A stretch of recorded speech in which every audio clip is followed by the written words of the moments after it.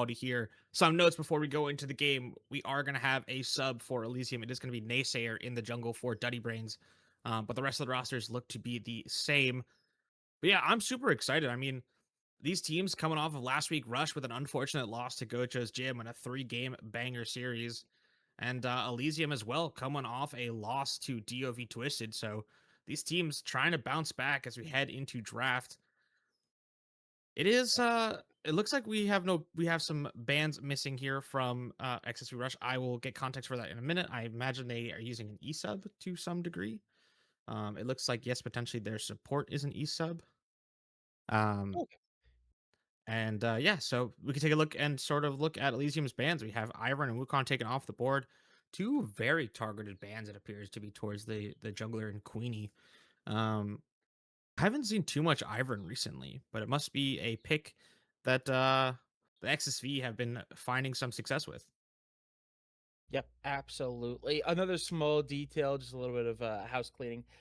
Locke, the newest champion in the game, is Hmm. also disabled for this week, so there will be no Locke gameplay today. That will be reevaluated, I believe, going into next week. Not confirmed that Locke will be available next week, but it will be reevaluated. So just keep an eye out for that. As actually, first character Locke Septi is someone that we were talking about a little bit off stream. Excuse me, I almost said Seraphine. Completely different character, completely different vibe as well. Senna, really interested. There's a lot of different options you can go with Senna. I know you were kind of running me through a couple of them, but that, well, obviously going to be focused on that bot lane, is going to be a little bit up in the air, flex in its own right, even if it is going to be locked into that bot lane one way or the other. You must have spoken into existence that Seraphine getting locked in for the side of Elysium. Yeah, we were talking about some Senna nonsense off stream in preparation, just because this champion did receive some buffs to her soul drop rate, I believe, in the most recent patch, and so she has been looking pretty strong with her supportive builds. We see Jarvan locked in as well to pair alongside that Seraphine.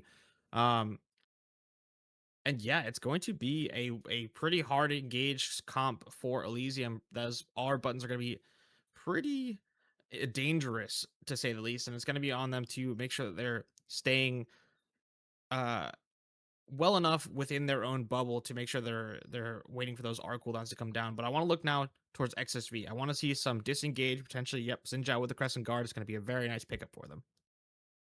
Yeah, absolutely. That disengage is going to be oh so important because, like you said, that's a lot of CC that is built into the kit right now for that roster.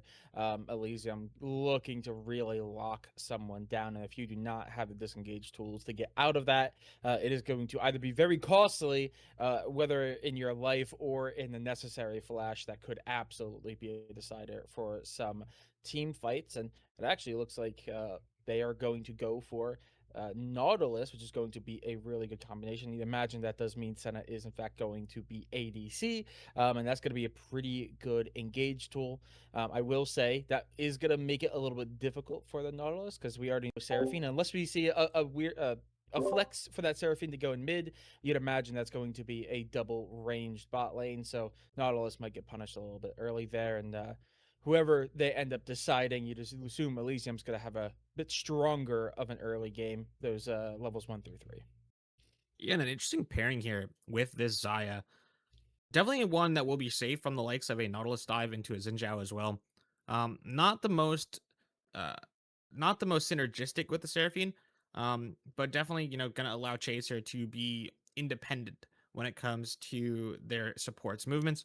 Um Aop and Chaser gonna probably, at least in the 2v2, be a little bit stronger earlier on. This Senna obviously will be wanting to scale, but Senna Nautilus is a very powerful bot lane once it gets rolling, because the Nautilus will be able to hook in and you'll be able to chain the CCs. And the Senna keeping Nautilus up alongside that Aftershock is going to be very difficult to deal with. This is a very yeah, we have a lot of parity here in these first three picks for both teams. I'd argue the power levels are fairly identical, as well as the points of attack from both teams are looking pretty aligned as we approach the second phase of bans. Mel ban as well for the Seraphine is really important to make sure that encore does not get sent back in their face, and Ivy as well, to make sure that the Zaya is able to move freely. This does signal to me that Elysium are going to look for a mid pick on 4 here and save counter pick for their top laner. The curious thing is which one will it be? My heart is telling me it might be Victor, given these bans and the freedom of movement that they're trying to strive for. Yeah, I would agree with that. Also, Victor does give them a lot of late game availability. Obviously, like I said, Zaya and Seraphine are going to win that very early just because of that range matchup down on the bot lane. However, Zaya is not seen as one of those like really hard scaling, like a Jinx, a hyperscaler ADC. So they are going to be looking for something that is going to carry them very late into the game. If it does end up going very, very late, something like that, Victor, I think would be a very good option. And I agree. I think they're going to try to save that top lane counter on hand because they've been focusing the mid lane so hard. And I actually don't think that's something that XSV are too mad about because they are going to ban two top or a top laner and Swain. Um, it's going to be It's an interesting Silas pick. locked in. Yeah, I They was not ready they for might that. be. I feel like they might be soul reading Rush here. Um, there is already a lot of good engage tools on the blue side here, and I would argue two decent Silas ultis, but that's typically something you see. The Silas in this spot is a little bit odd, considering you don't know your lane opponent. If XSV decide to lock in something like a Casio, it would become very difficult for Kiba to play. Silas jungle would definitely be okay here. I think it's tough when you have Jarvan. I don't think you'll be able to flex that out. Sion will be the lock in, which means that some tank buster, a Gwen perhaps, would be very powerful here Yeah. on the red side. And they don't really need help going in, as XSV should be doing that for them as long as they're able to disengage, as long as they're able to match the engage with something akin to the Seraphine ulti or the Zaya dodging the engage with R, as Victor will be locked in. And I'm really liking this comp for Rush. Yeah, and I actually now am kind of worried for Elysium because right now, again, bot lane is a different story. That's only level 1 through 3. They're still going to have a pretty good lane XSV going into those mid levels. But right now, the scaling that is built into XSV's composition is kind of terrifying, in my Who is opinion. killing this Because Sion? yeah, because if Sion gets late, he's just going to become a raid boss. Victor's going to be able to one-shot pretty much anything walking that's not an outright tank, and there's only one outright tank now, which is Kasate. And that's not even to mention Senna, who is quite literally you could perma-scale with her. So if any of those three become anywhere near powerful towards the late game, this could get very, very scary very quick. And I don't know if there's a big scaling option built into Elysium's composition that could really deal with any of them. It's like you said, especially not that Scion, because um, they have a lot of damage, but Scion starts just chewing away damage and just becomes a raid boss that cannot be touched at some point in the game. So if this goes late, Elysium, I really struggle to see how they close it out. This is they have to win in mid game, in my opinion. This is like a sub 30, sub 35 minute game that they need to win by then. Because if you start pushing that time, Exosphere are going to be running rampant. Yeah, I mean, we can already tell probably the early pathing of both junglers, although I'd argue that Queenie has an extra lane to play through with mid. And as long as the Xin Zhao can just, farm towards bot side and cover lanes, it's going to be pretty hard pressed for Autumn Leaf to make moves happen for their team. As we take a look here for Russia's squad, you got Sion, Xin Zhao, Victor, Senna, and Nautilus. A very, very strong composition overall. This Xin Zhao is very independent in the front line, will be topped up constantly by the Senna while buying time for all the Victor damage to come over the top. They're, of course, aided in their engage by the Nautilus hook, the depth charge, as well as the uh, Scion ulti and just this massive body of Scion.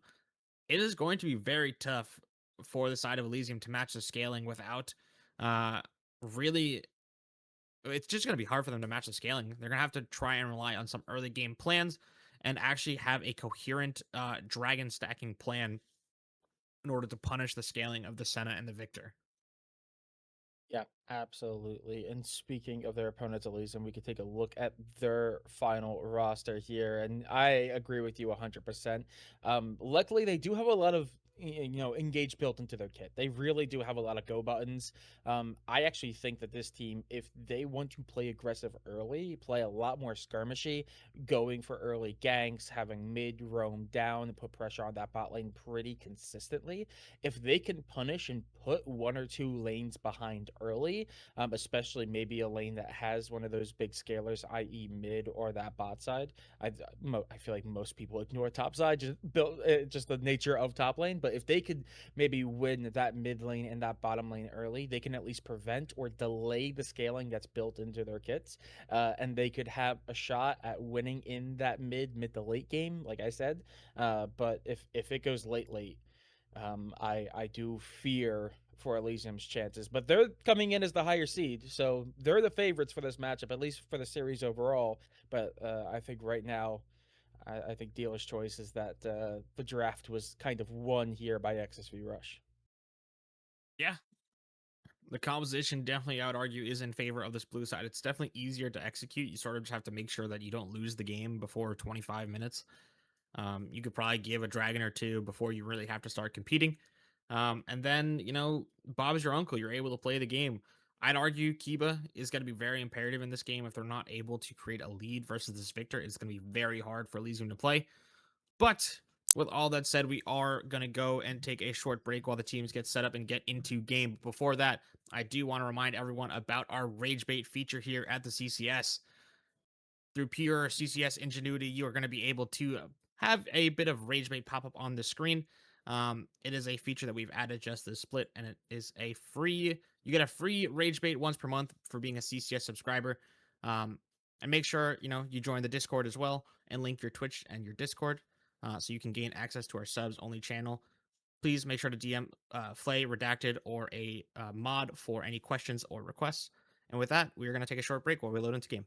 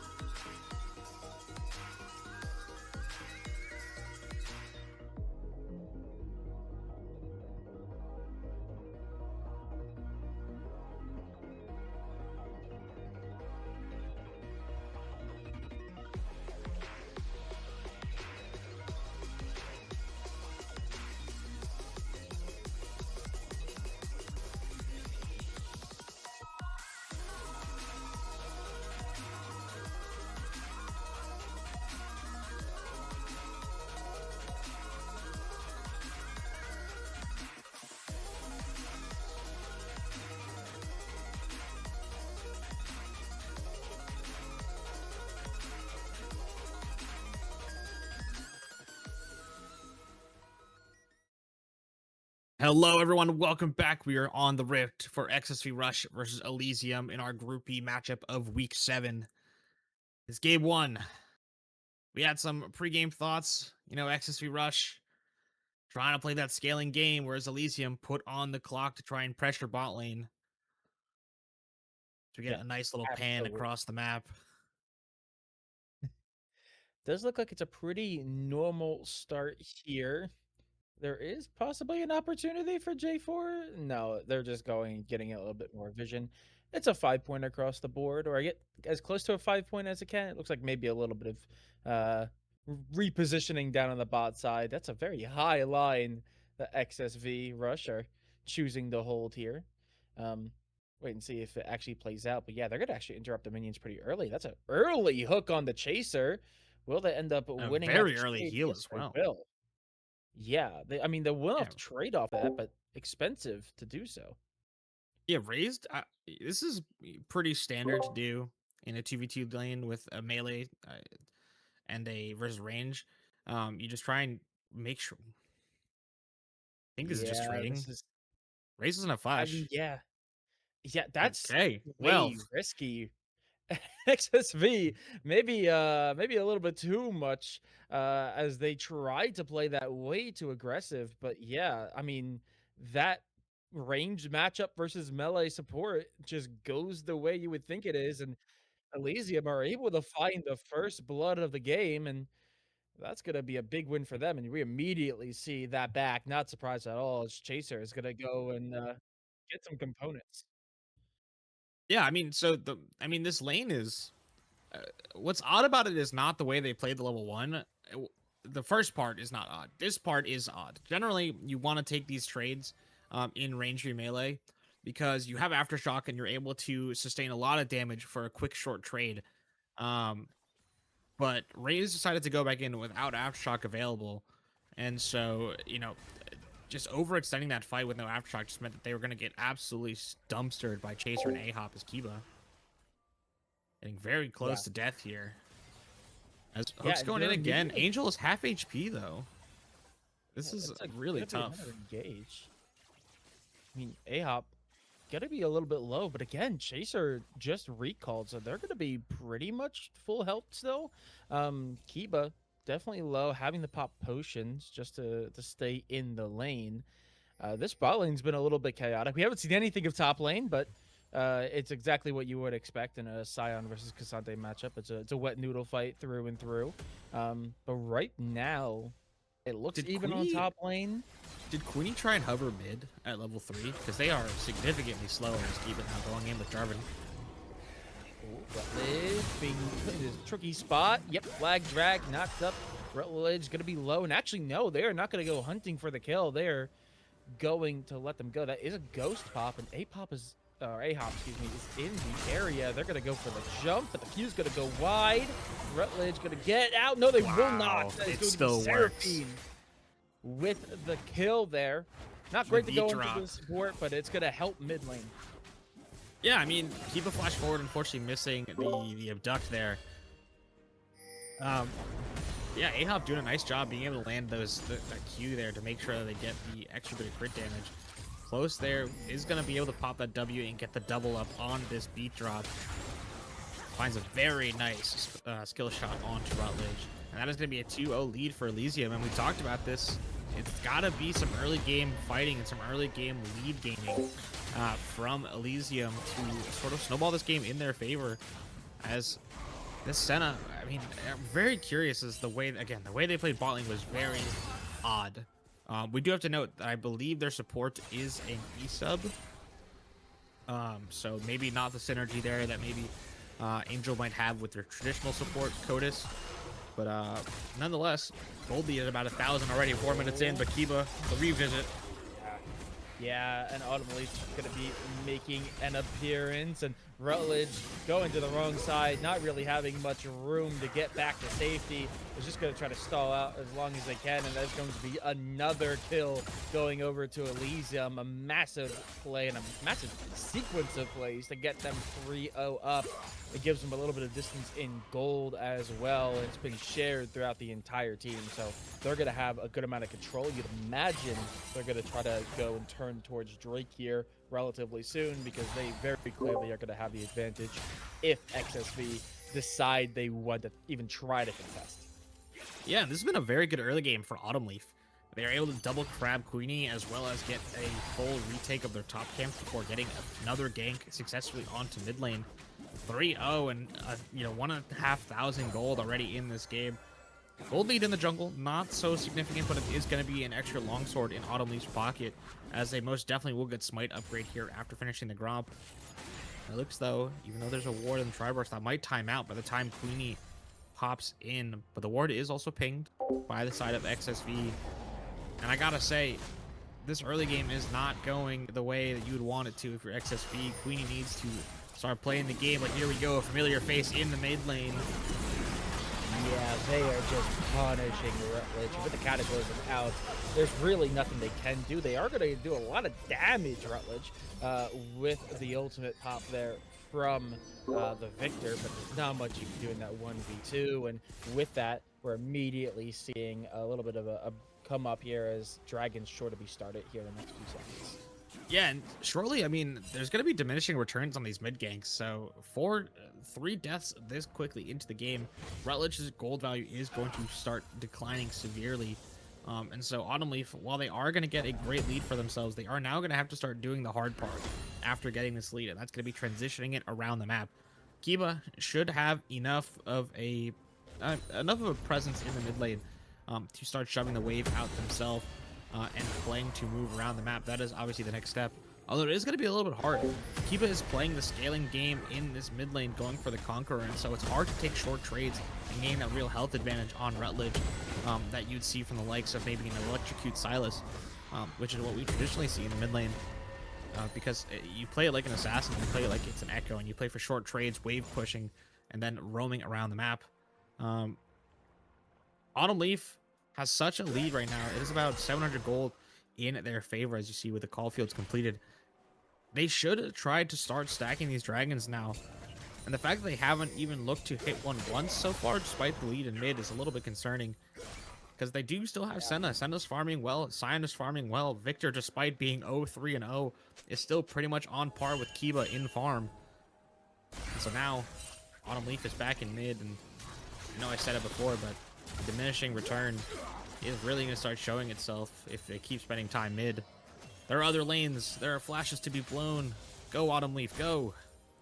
Yeah, and on top of that, like you said, the Drake is still up. The longer this goes, the more likely that Drake kind of gets stolen. And actually, who needs to go up the top lane when top lane can come down to you?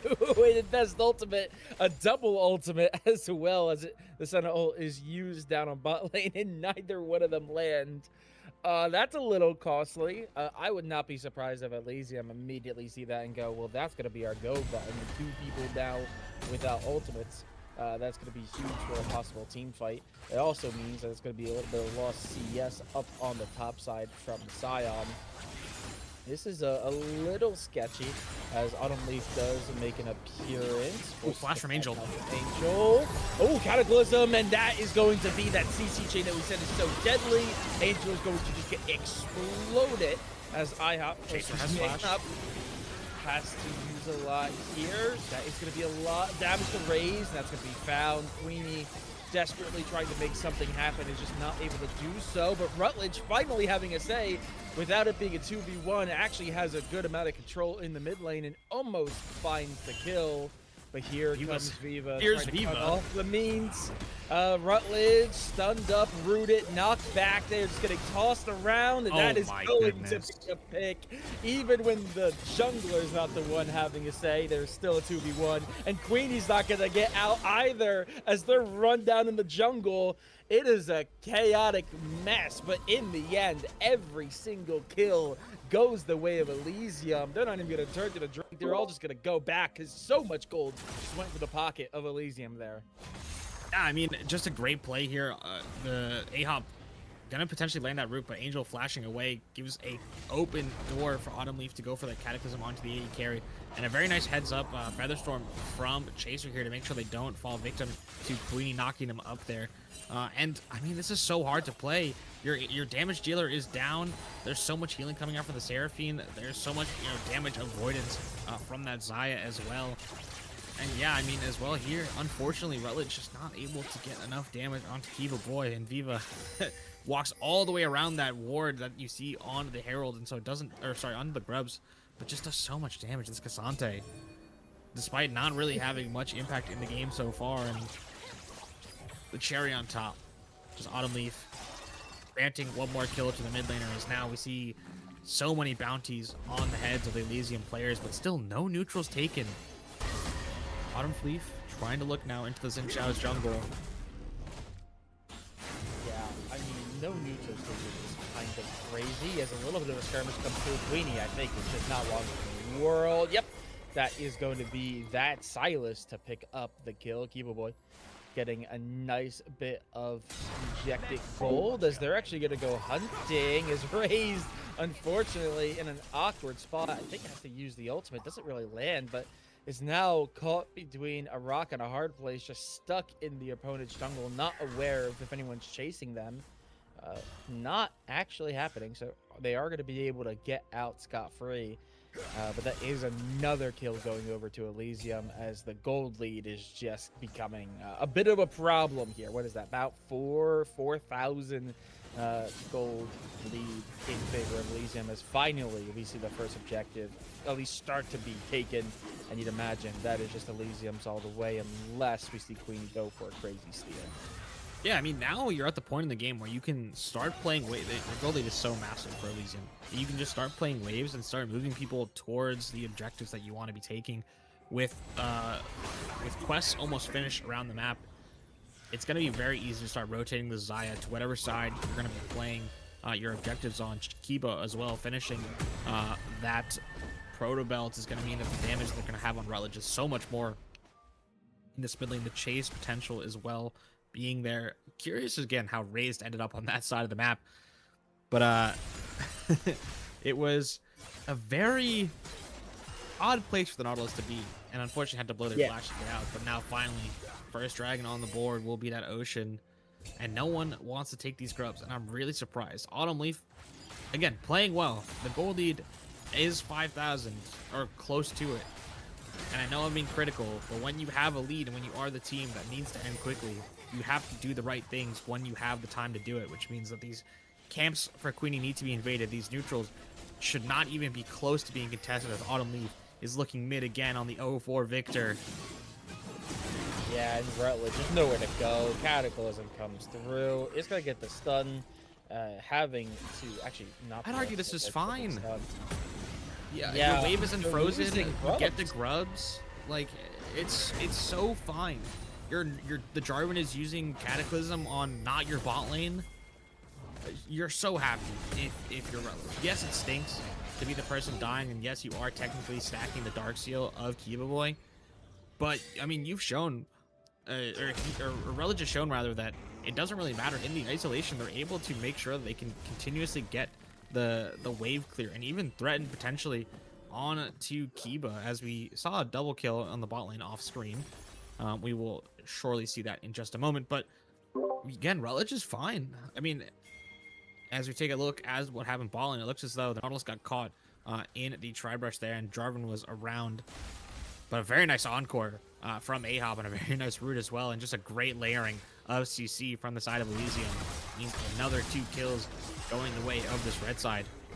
And now, Kiba finally approaching the point of the game where they're able to win the 1v1. But Rutledge is, I mean, I said it before, just going to be able to clear the waves if they want to. Yeah, I think right now the biggest problem for me, on top of not getting those major objectives, because grubs were fully secured by XSV. Sure, they were able to get that first Drake, but it is the Ocean Soul, which is good, but not outright broken. Or Ocean Drake, excuse me, not Soul. It is that they're not taking these objectives, but on top of that, they still haven't done anything for the Scion. Scion's still 0-0-0 up on CCS. Doing good, keeping up with their Cassante matchup. And on top of all that, there's a lot of standing gold. They got grubs, so their sieging potential is going to be really high. They now have objective bounties, as you can see, and there's a lot of turrets still to be taken. Actually, the only one who's really taking a lot of damage is that top tier 1. And on top of that, there's all the gold bounties on the actual kills themselves. So if one team fight goes the way of XSV, they're able to get a lot of those bounties. They're then able to turn and do a little bit of a siege and take a tower and fight. It could be disastrous, and that gold lead could vanish, as we do see a bit of a skirmish come through. It's going to be a 3-on-2 for the time being until we see Kuzu come through on the Scion. Rutledge, unfortunately, just does not have enough help to keep into the fight. Queenie is able to be found as well. Double kill going over to the Zhao, and now, or excuse me, the J4, and now it is just Kuzu. And that is going to be one dead Scion. Going to be chasing to see if they can find anything else in the mix. And actually down on bot side, while that skirmish is happening, Nautilus falls as well. This is looking a little sketchy, even as they're, you know, still, there's a world where they can come back. And I still think it's a very possible world. They do need to start turning these fights to be a little bit more convincing, because this is looking a little sketchy. 16-0 does not look great. There was always a chance for the team that infinitely scales to get back into this one, but that mid-fight was really well played, as Angel getting rooted now by Ahab. Chaser is going to be able to take this one down. Will dodge that tower shot, but unfortunately trade their support for the AD carry. And that is going to be the first death for Elysium and the first kill on the board for XSV. And honestly, the person you wanted on is going to be Angel on this Senna. Next, on But top of I that, mean, that was a bounty.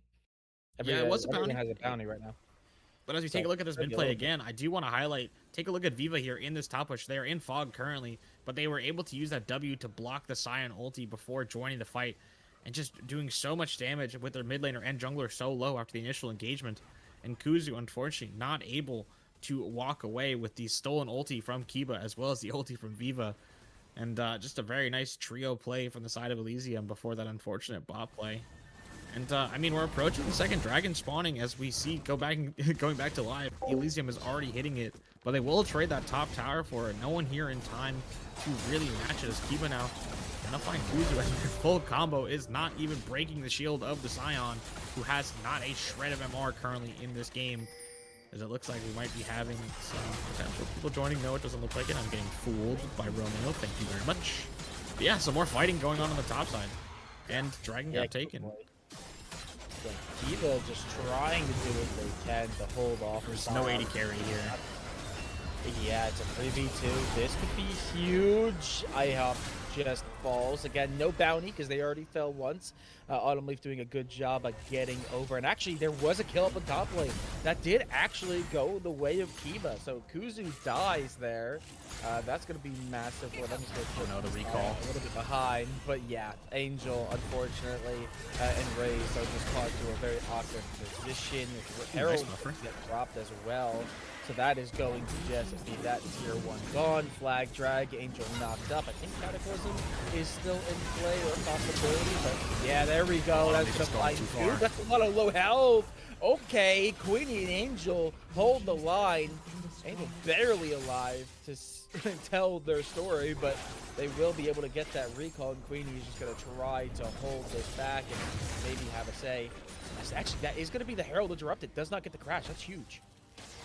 I mean, any gold traded back towards XSV is going to be good for them, as the kill did go onto the Senna. So 2 kills on the Xin Zhao and 1 to the Senna is sort of where you want it. You would like to get Rutledge involved if you can, but the Victor farming very well still.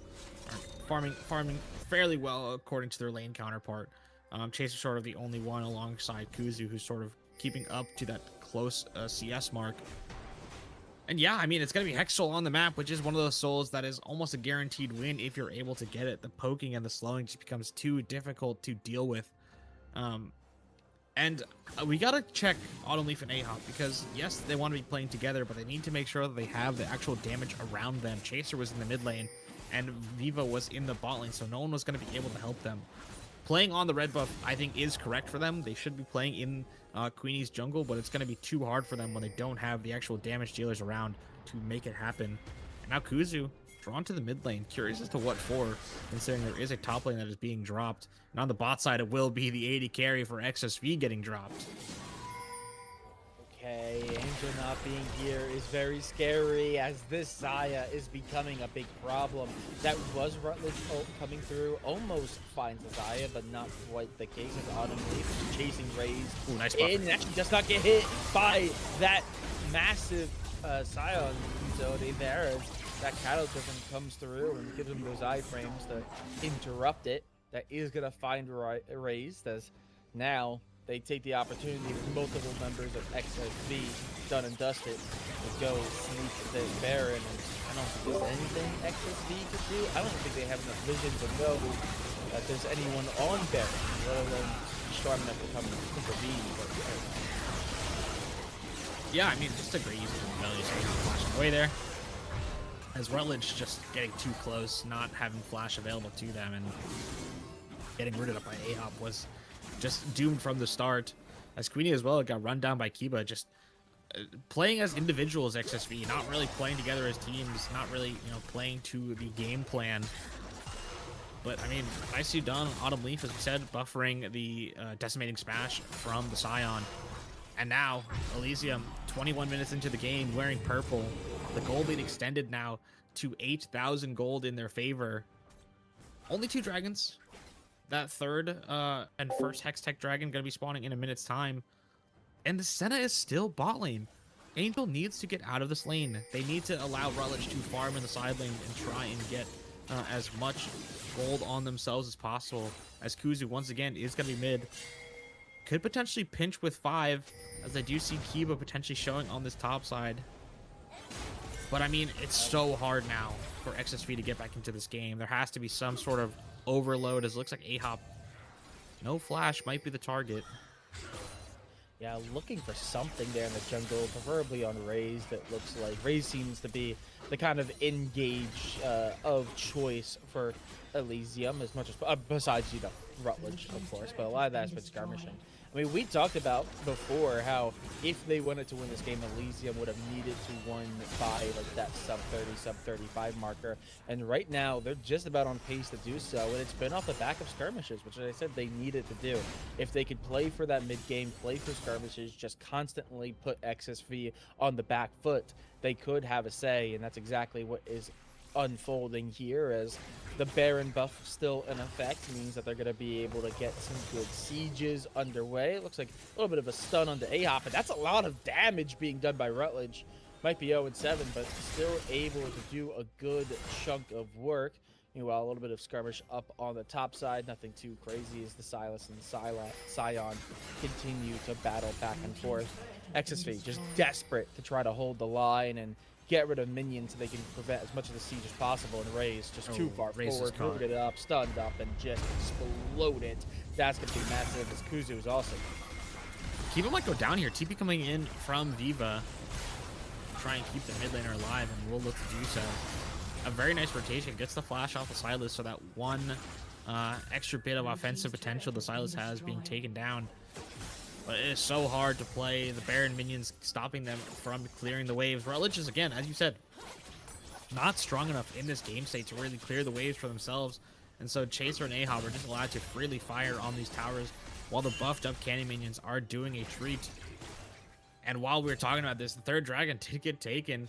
Autumn Leaf finally now in this game, prioritizing making sure these dragons are stacked. But now here's a critical time. We have Kiba and Autumn Leaf sort of very far up on the map with the rest of their team resetting. Xayah is currently still in Fountain, as there might be a potential play. No, not enough vision for the side of XSV, and so the confidence to pull the trigger not there. But Kiba, a little far forward, no flash. As Raised looks to now clear the bot side of all the all of the Elysium vision.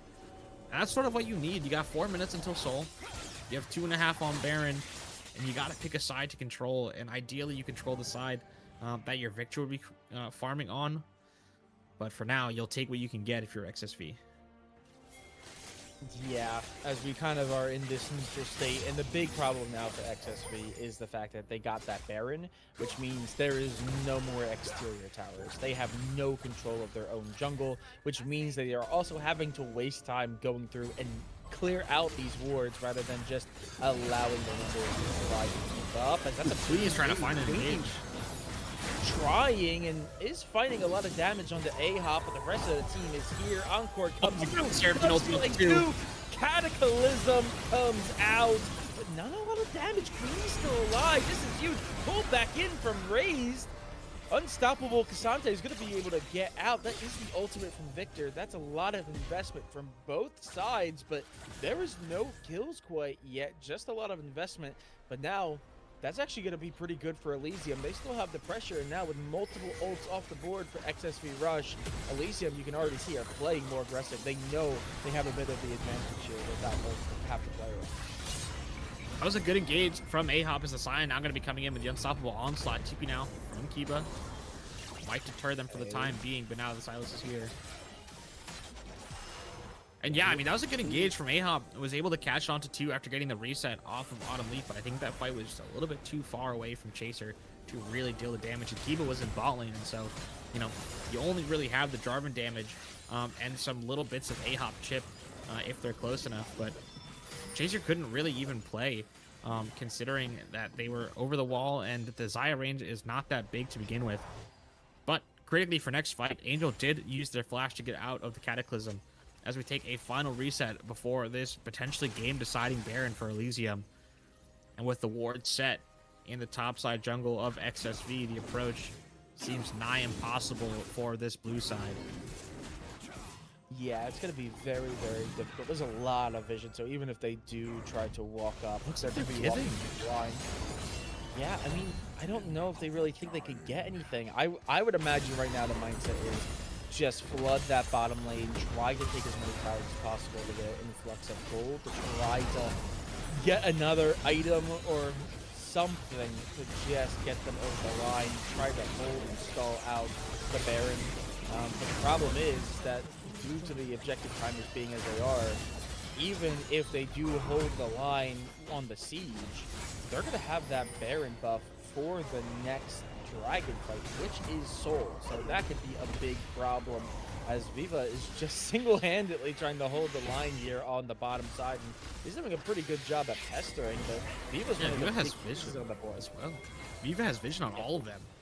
So they're able to actually play the resets and to stop them from going back to defend their base.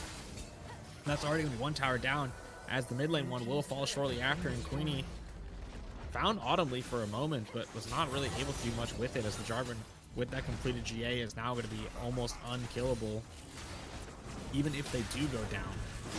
With all the Seraphim healing, as now Autumn Leaf looking to potentially pull the trigger. Decimating Smash going to go wide. It's down. You'd imagine they have a wave coming through. Super Baron buff minions as well. If they want to try to force this, they can. They could also just back away and force XSV into an awkward position. Though they're going to go in. Diva tries to find it. Raze does get hit with the Encore, but does not get found. That's a lot of damage being traded up. The Sante is very low, having played a little bit more passive, but look at the health bars on that. It's going to be raised, falling down. A lot of tankiness and a big engagement will taken off the board. Meanwhile, on the side, Queenie gets stunned up, has to run it back, but Black Drag can't do anything. And now, with the pieces of XSV falling, there's very little they can do. They do find the jungler, but the J4 already has GA, so it is not long that they are off the table. They are just hunting, finding these final kills, trying to get something in the fountain as the minions try to do the last little bit of damage to the Nexus. That is going to be game number 1, going to Elysium, and I guess it pretty dominant fashion. XSV had a window of opportunity in which they could have won, excuse me, but that window slammed shut probably around 5 to 10 minutes before the end. Potentially even a level 1, right, with the Nautilus going in the way they did, as I always like seeing Yeah. these post-game screens and seeing 4-foot Jarvan. It's always funny. Um, but anyway, yeah, very nicely well played from Elysium. I mean, they played it pretty well. Once they got their lead, they kept finding fights that were favorable towards them and never really looked back. The Autumn Leaf on this Jarvan was able to put Rutledge so far behind that even though I'd argue they played well and farmed well, um, it was hard for them to make an impact. The bot lane was just completely one-sided. Chaser and Ahop doing so much together to make sure that that 2v2 absolutely went their way.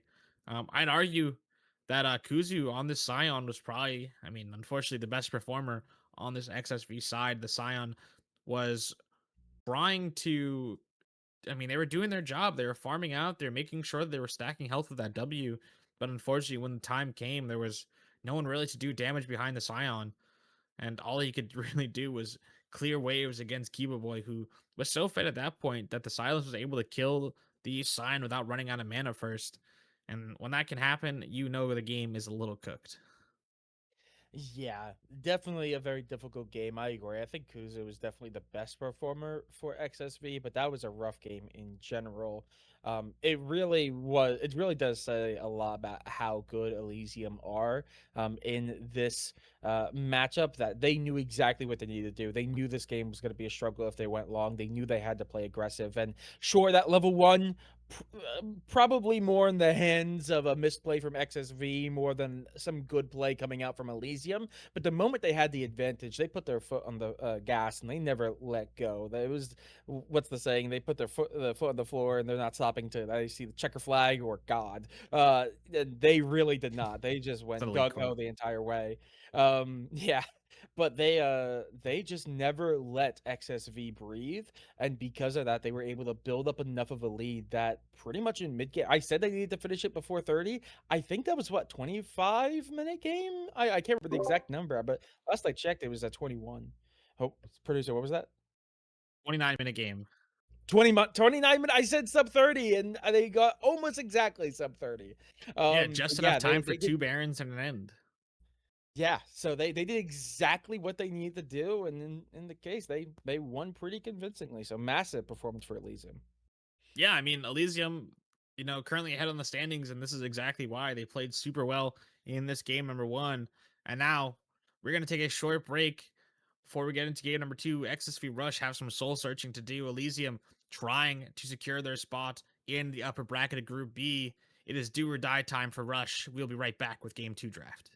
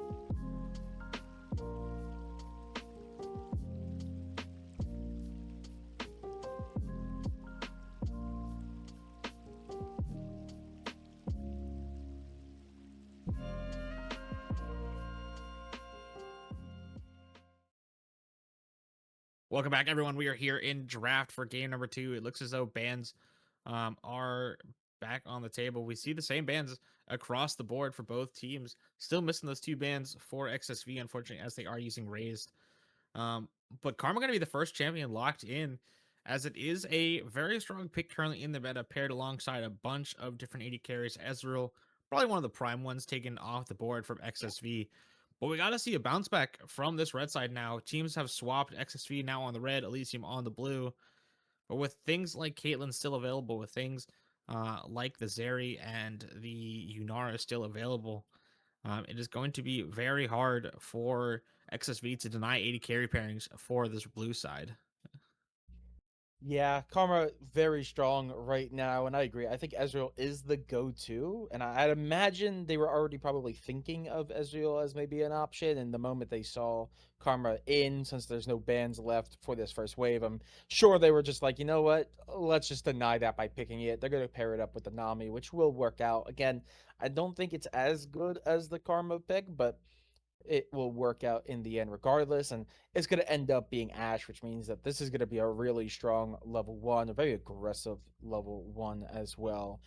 This bot lane, I feel, is going to get crazy, especially seeing as we already saw how aggressive they were playing at level one when they had the melee Nautilus in the lane. Now that they have a little bit of a range and can do so a little bit more freely at a little bit less risk, you'd imagine this level one into two is probably going to be very aggressive down on bot side, and that is going to be a Neferi lock. You'd imagine probably jungle. I know they prioritize, both teams prioritize getting their bot lane and jungle matchups first.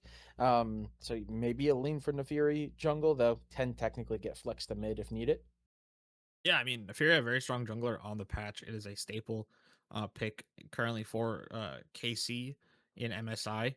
I'm surprised they went with Ashe instead of the Caitlyn, which is, I feel like, much more of a standard pick with the Karma. But any champion really that's going to be able to build Mikhails will be good for them. I think versus the Sejuani, there's a lot of Merchant value, just given how much magic damage is currently coming out from this XSV side, as well as obviously the massive stuns from the Sejuani. But we are now into second phase of bans. Mundo already taken off the board. It looks like they're just going to try and ban out Kuzu here to make sure that there aren't that many beefy tanks for this Neferi to cut through. Ash should be able to handle them fairly well, but obviously I think they have a certain number of picks in mind. There is obviously the chance for this Neferi to get flexed to either mid or top, but we will have to see. As LeBlanc taken off the board, as well as the Ambessa potentially here from XSV, and yeah, we'll be locked in. So champions that are very mobile versus Sejuani, obviously not good for the Sejuani. So I like the XSV are targeting those down. They're also champions that can threaten backline fairly easily and allow the Neferi to sort of run amok. Yeah, absolutely. They're already gonna have to worry about the Nefarious, so might as well take away some of the characters that are able to help enable the dog to get into that back line. Not too surprised. We do as well see the Mel come through that ban. I'm assuming that's mostly targeted. I'm sure they do not want the Ash arrow to be coming careening back at them mid-team fights, but that also may suggest that they want to go for another character, or they have another character in mind that has a big projectile that they just do not want to run into. As it is going to be a Cho'Gath locked in. Okay. That does mean they're going to wait to have counter pick on the mid lane. So they're going to expect Kiba Boy to have, or excuse me, I'm sorry, it's a swapped. So they're going to try to give Rutledge the best matchup that they physically can here in game number two. Could be Cho mid. I'm just gonna say it. Could Oh, be you're AP. right. It could be Halo Blades Cho'Gath mid. That'd be crazy to pull out here. It definitely Cassiopeia would. is gonna be lock. Definitely would. Sorry, I wasn't trying to cut your legs out from under you, but it is definitely one of those Yeah, you're champions that is very flexible. I think versus Cassio, it's a little tough for the Trick F to play, but it's actually not the worst, as you do get a lot of healing back from your passive, and all you really need to do is land one Q, and then the Cassio is kind of screwed. Um, Ornn going to get locked in. I think a very nice composition from this Elysium side, much more coherent, I think, than their last one, as they are able to go forward very well. The 5v5 is fantastic. The split push is very good. The catch with the Ash Arrow and the Ornn ulti is very good.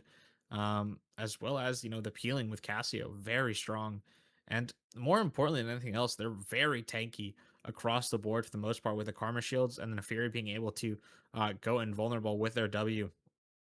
This is going to be very difficult for XSV to focus anyone down. And I told you, it could be Cho'Gath mid. I think I remember Rutledge playing this once upon a time as the Allow gets locked in for Kuzu.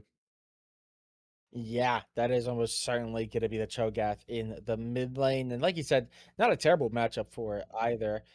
Cassiopeia going to probably still have the advantage, I'd say, but not nearly as one-sided as they would probably want. But I do agree. I do like this composition from Elysium quite a lot. I like the tankiness built in with the Ornn. Obviously, some good front to back with the Cassiopeia Ash as well as the Karma, and also just still having a little bit of that backline pressure from the Neferi. I think it's a really good overall composition that kind of does a little bit of everything well. Not an outright, like protect the President Cup where it's very much like a lot of tankiness up front with a lot of pressure on one character. I feel like there's a lot of different tools here that could become big problems for XSV.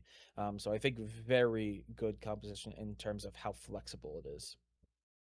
And taking a look now at the side of XSV Rush, I would like to, first off note that it is very difficult for Neferi to find any ulti targets on this team.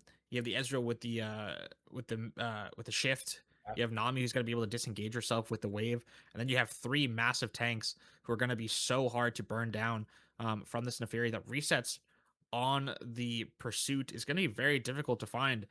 But I mean, looking at the positives of this, Angel on this Ezreal will be able to free fire pretty safely touch with the Cassio as she's going to get the movement speed as well as catching up to her. It's kind of going to be a nothing lane, just allow Cassio to scale. Cho'Gath is going to be pressured to play with her jungler to threaten this Cassiopeia. Queenie, just a solid jungler pick here on this Sejuani. Just going to be some non-committal engage to pair alongside some nice engage from Rutledge and or Angel. And then Kuzu, the piece to resist on. So this allowing in the top lane, getting matched into, I believe it is the Ornn. So should have a very nice matchup for themselves and definitely going to be the piece that you look to play around if you are this XSV Rush side.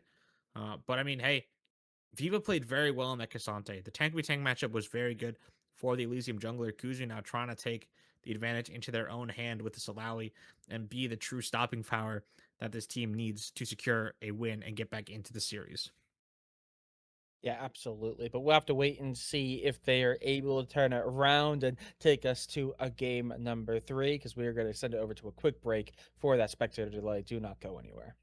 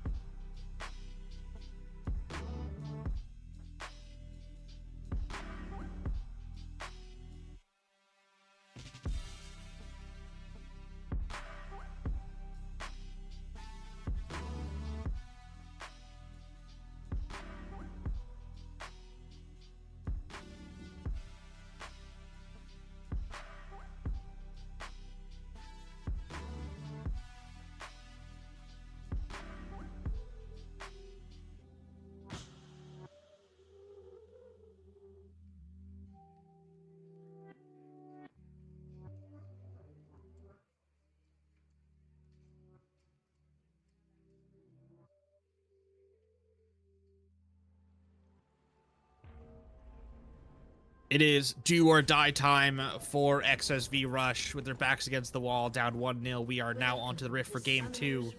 Elysium with one win to clinch the upper bracket in the playoffs. XSV Rush trying to make their way back in to the contention. They're not out of it, but they would like to take this win to guarantee they get a second life come playoff time. But nothing so far as we get some early game shenanigans from Autumn Leaf. No wards played in the Tribush. I have seen this before, although neither jungler knows that the other one is here, and I imagine that Autumn Leaf is probably just about to walk around the corner, maybe gonna spot to see if the blue buff gets pulled. No, gonna go early. That is a... Oh, I don't know how I feel about that. A lot of the time when junglers play like this, they will wait to see if the buff is pulled first, and then they will look to fight on the buff. But I think Autumn Leaf is totally fine to play this. They will have push in mid, they will have push in bot, and Queenie sort of just has to accept that this blue buff is gone and it is not their own unless Angel and Raised. This is not good for bot lane. Raised and Angel are going to give their entire lane to make sure that this blue buff is secured for their jungler. But with the wave push now, Ahop is here. Yeah, it's still dragging. Kuzu's moving too. Kuzu. Which I was actually going to comment. Kuzu's actually the mid laner for this matchup. They have Rutledge on the Alawi, which is a matchup I know that he does play very well. So Rutledge is actually be playing top lane for this. And this has stalled out for so long. Queenie is just actually foregoing the blue, going for the wolves. And this entire bot lane has just been kind of handed over to Elysium here, as there's been so much attention given to this matchup. I mean, Autumn is technically also wasting a lot of time here, but is going to get that buff early. So I think that's a massive win for Elysium overall, because that helps their both mid lane, because Kuzu came down, as well as their bot lane tremendously. I mean, this is great for Elysium. They're able to split the map, and the Ashe Karma is just so powerful in this 2v2 that it will just allow them to continuously shove Angel and Raised under tower with no threat that the Sejuani is going to move down towards the bot side. Unfortunate, but smart play from Queenie that they're able to grab those wolves and deny that from Autumn Leaf. The Neferi will still be level 2, and unless they cross back to top side, will not be able to get that level 4 come the spawn of the crabs, which neither jungler will be able to be level 4 by the time these crabs spawn. But Queenie will be able to potentially walk into the entirety top side of Elysium should she decide to do so. And it's going to be tough. Rutledge, again, on this Alawi, will be able to have permanent prio in this top lane. As we see now, Autumn Leaf moving towards their top side. I don't like this. I know you're trying to deny the respawns, but I feel like if you are this Neferi, you'd much rather just play for the bot respawns of the Sejuani and really keep the bot lane split. As I mean, it looks like Neferi is going to be able to get the top side. And Queenie looking now, potentially onto mid lane. But after that, I mean, as we get a rage bait, the one and only of this game, as we only offer one, Kiba Boy, can he get gone in on here? And about both these teams stink. I miss Valter. Great rage bait. Great use of the rage bait. Great usage. Remember, you get a free one of these with every sub you use in the CCS Twitch channel. So make sure you do that. And there's only one per game. So it's first come, first serve. And again, if you want to use that, and make sure you are linked in Discord to your Twitch so your sub shows up in the Discord. And then, yeah, just make sure that you DM Flaydon Redacted or a mod about getting your rage bait on stream. It's gonna be a lot of fun. Get your rage bait out there. As we see the game unfold in the background, that gank onto mid ended up not really doing anything. Queenie, I will say, wasting a lot of time here. Obviously, kind of already cleared their top side or their jungle, but there's nothing really to chase, so they were end up getting both of the scuttles. But in the end, Queenie is going to end up getting every single, or excuse me, not Queenie. Autumn Leaf is able to get every single one of their camps, plus the Grom and the blue buff. But in the end, because Queenie's just in the area, they're finally able to get a jump. And Kiba Boy is going to drop. That is going to be first blood going to XSV. That's going to be a pretty good play, but that is now, what, 12 CS advantage over to the Fury, and Autumn Leaf is going to immediately go back into the jungle of XSB, and they're going to counter jungle even more. They're just trying to desperately deny as much CS as possible to the Sejuani. Yeah, I mean, they're going to be able to, having that pickaxe advantage as well as knowing that Queenie hasn't taken a base. So even if the Sejuani were to show up in their bot side, they would lose the 1v1 very hard to Autumn Leaf. This bot lane is getting low, Oh, and then a Fury, a champion, very good at diving, but it will yeah. still be very hard. Yeah, they're gonna go for the Gromp, but there is the possibility of a dive here. There's no vision, so I don't think either Angel or Raised are aware. No, they are. That They are. could They be. have a ward there in the bush. Oh, okay. Oh, my. For some reason, I thought that was blue side ward. That's weird. But yeah, so they will at least be smart enough to play under the turret. Meanwhile, up on this top side, it does look like Rutledge is winning out this lane. Obviously, he's taking a little bit more damage, but has pushed Viva on the Ornn completely under their own turret, and not really giving them a lot of room to work with, as we do see gold difference here, about 200 gold difference between the top side. Besides that, I don't think there's really a major gold difference quite yet. Queenie once again possibly looking a little bit of deja vu maybe, but instead of Rutledge being the one to get jumped every time, it looks like maybe Kiba Boy is going to be punished for that aggression last game. But unfortunately, they do not see Ahop, who is just walking down mid lane, is able to interrupt that gank. So Queenie's going to take a lot of damage and have to back away. Yeah, I mean, nice cover from AOP to give that extra movement speed to their 80 carry, or to their 80 carry, their AP carry in this Cassia. And I mean, this game is progressing at a much slower rate. This is still a slight gold lead for the side of Elysium, purely on the jungle of Autumn Leaf, I believe. But on the top side, Rutledge is also doing very well. But Viva is currently surviving. And here we go. This might be a scuffle in this bot side jungle. Kuzu is around, though. Gonna rupture. Yeah. Kiba Boy is going to come through as well. It's a little bit sketchy as the projectile arrow. That is just going to absolutely doom Queenie. Nothing they can really do. Kuzu getting low as well as Raze as they have to back away. That is a kill. And I believe they also got the blue buff off of that. So they deny the CS going over to the jungler. They also get the kill, and they're going to turn it into the first Drake. That is going to be a lot of wins there for Elysium, back to back to back. Yeah, and unfortunately, Queenie smited a little bit early, and Autumn Leaf was able to guarantee that smite on the blue. A very nice arrow from Chaser all the way from the bot lane here, moving up through the river. And, I mean, this is another wave denied from Kuzu in the mid while this is all happening.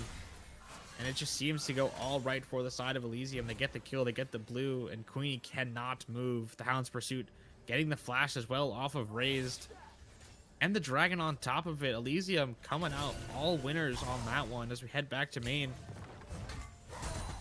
And yeah, the Goldie now sitting at about 800, 700 in favor of Elysium, which is fine, I believe. They are scaling very well. They have the Cassio and the Ornn. And the Fury is sitting on a lot of gold, working towards that Voltaic Cycle Sword, I believe. And Queenie's back in mid, keeping no flash, dodges it nicely. Yeah, he's going to use the ultimate to ground Kuzu, which is going to do just enough to prevent the 2v1. Queenie does a little bit of damage, but there's just not enough damage built into that kit to really have a say. Meanwhile, we have Autumn Leaf putting presence down on bot lane, but maybe a little bit of misplay. Has to become invulnerable there. Is going to be able to get the pick onto Angel, but unfortunately is going to fall in the process. Nami is low and means Raze has to back away. Queenie going to take the opportunity while they know there is no jungler to scare them away. Oh, Viva. Get the grubs as Viva falls to the ultimate there. A little bit of a misplay as Ornn falls, and Rutledge is going to get a bit of a lead up on top side. Actually, Yeah, a lot of a lead. That's a 30 CS gap. Oh my. Yeah, 30 CS, 2 plates, a kill now. Slawi is a bit unstoppable in this top side, and eventually will be a problem that XSV that Elysium rather have to deal with. They do have good tools though. Between the Nefiri as the arrow now gonna land onto the Lau, who was basing on Vision. Autumn Leaf, no Hound's Pursuit. Okay, a lot of damage though. Rutledge pretty low. Oh Autumn my Leaf, goodness. good dodge away. And that is going to be a kill going over to Autumn Leaf. A shut. I don't know if it's an actual gold bounty shutdown, but it is going to feel certainly like a shutdown onto the Lowry. Going to prevent Rutledge from getting any more ahead, as now Ornn is back into play on the top side. That's a pretty darn good setup play and a really good arrow coming out from Chaser. Yeah, I mean, well, it was. I think Rutledge should not be basing right there on the tower. That's probably a big mistake from the Alawi. But critically, it will allow Viva to get a plate off this top tower and reset the wave so it starts bouncing back towards them. And is not going to be bouncing towards Rutledge. This Rave's taking a lot of damage from Ahop here, who is making sure that this bot side jungle is controlled with vision. And, I mean, this game is going very well for Elysium. XSV definitely having more bright spots than game number 1, mostly being Rutledge on this top side. Is Kiba now gonna be the recipient of more pressure from Queenie, and it is just a formality as the Cho'Gath gets a nice little snack in the mid lane. Yeah, unfortunately, I feel that maybe XSV were a little upset about how much they were punished in that mid lane last game, and they're now determined to give Elysium a taste of their own medicine, as poor Keeper Boy has been pretty heavily focused. Is only 0-2-1, but I think that's like the 4th or 5th gank that we've seen on mid lane. Queenie has definitely done whatever they can, which does also make sense because, actually, I say that, never mind. It would not make sense. I was going to say last pick ended up being for the jungler or the mid laner, but I forgot. Nope, Cho'Gath was pick 4 and ended up going mid. So, obviously, a lot of priors being put towards mid. It's also just a good idea in general, trying to keep Cassiopeia down as Viva is pulled in. It's going to take a lot of damage there. It's going to help Rutledge really take control of this lane, at least for the time being. Pops the pot just to get a little bit of extra healing as well, so they can continue putting the pressure on. And yep, there we go. What is that, 5-6 now? As Keeper Boy, like you said earlier, just a formality, as there's really no means of escape. Slow down there. I think even smite it in the process, and that's going to be massive, as Viva is going to get hit by the ult, but has plenty of health to survive through this time around. The problem is, back to sort of the discussion of game 1, where it's going to be depreciating returns if you keep continuing to go towards the mid lane. It's going to be nice because Kuzu gets to keep getting the infinite stacks on their feast, but your balling is absolutely struggling on this bot side. Gonna get dove again now in just a moment by Elysium, but Sejuani is here, has ulti shortly. Yeah, Chaser definitely backing away, maybe a little bit too early, and Chaser having to re-engage, ends up taking aggro, falls down. Autumn Leaf does get stunned up there, but is able to get out of dodge. Flash invested by Queenie, stun coming out on the Ahop, desperate to try to win something outright. Ooh, nice snipe from Angel. Is gonna be found. That's rough, as it's 2 for none now. XSV starting to take control out on bot lane. Rutledge is gonna run into Kiba Boy. Might have to back away. I don't know if they've really bought much MR, seeing as they've been running into the Ornn. Kiba's gonna try and run this one down on the top side. Still chasing Wowie. Doesn't have the ulti available, but does have the ignite. Is Rutledge trying to walk towards the mid laner? And use the flash. Okay. Here comes Kuzu's here. He's going to do a lot of damage. Silence up. Kiba just desperately trying to get out. Going to be airborne. Possibly could get hit by the tentacle here. Oh my goodness. Oh! Flash. Ground it. Slow Flash? down. Can barely get that with his life. Kiba Boy is able to survive by the skin of their teeth, but going to be able to do so nonetheless. Yeah, the slippery snake walks away from that one. Gets 2 flashes in exchange for their own. A misplay from Kuzu, I imagine, as Kiba should have been able, or should have died there in the moment. But Dragon now gotta be started up by the side of Elysium.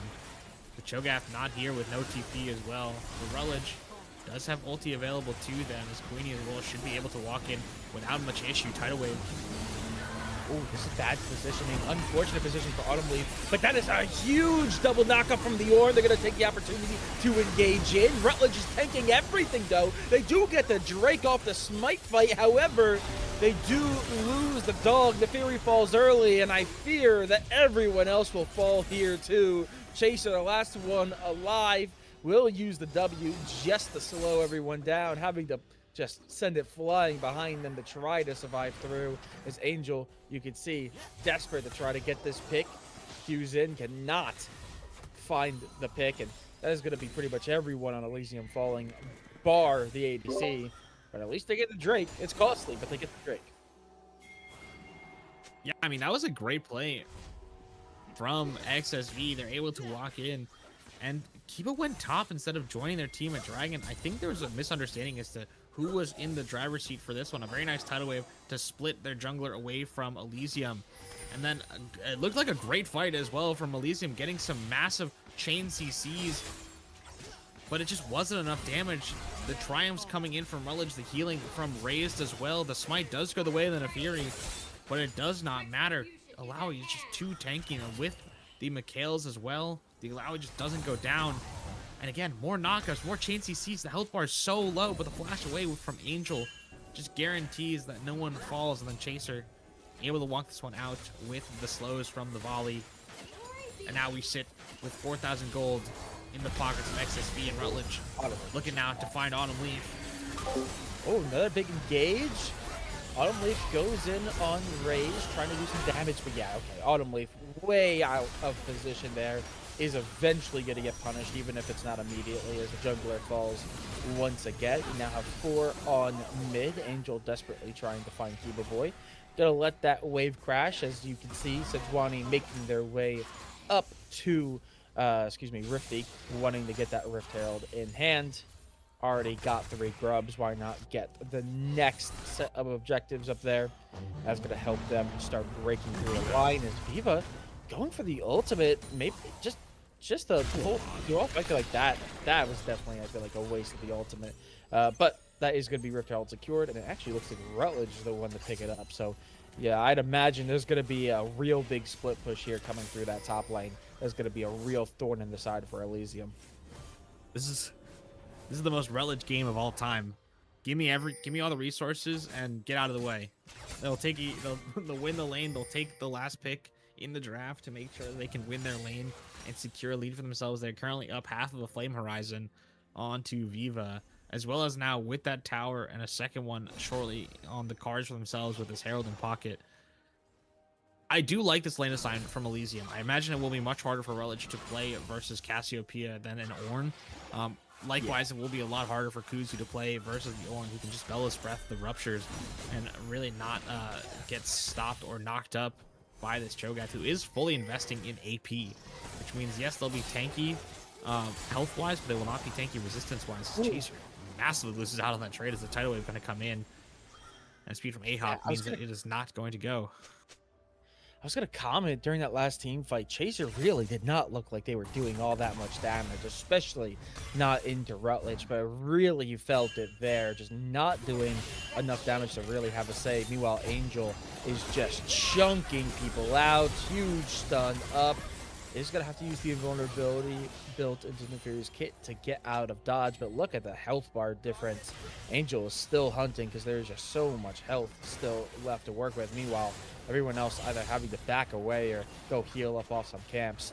That is going to mean a wave is going to crash in, and that is just going to be tier 1 in mid gone for Elysium, leaving them with just that tier 1 in bot. And A-Hop has to play carefully or else they're soon going to be seeing the gray screen as well. I'm surprised that Chaser is opting for this crit build on the Ashe, which, you know, in theory is generally pretty good. You're able to do a lot of damage and get a lot of slows down, but versus 3 high HP targets with an Ezreal that's also going to be stacking HP with this Triforce and potentially Cleaver later on, it's going to be very hard to actually shred through these tanks of XSV until you get to about 4 items on this Ashe. Yes, your Karma is strong, but not nearly strong enough. And also the fact that they have not gone for Mikhail's first is going to be very difficult for you to play with. It just means that these Sejuani ultis are going to be coming fast and often against your team.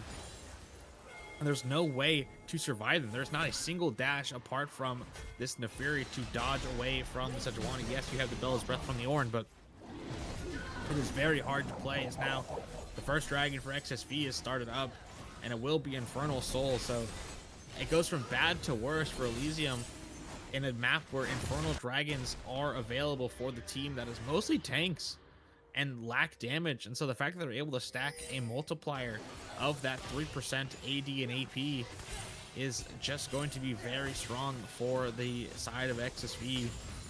As we approach 20 minutes, the gold lead sits squarely at 4,500 for the red side here. These teams are next to each other on the standings.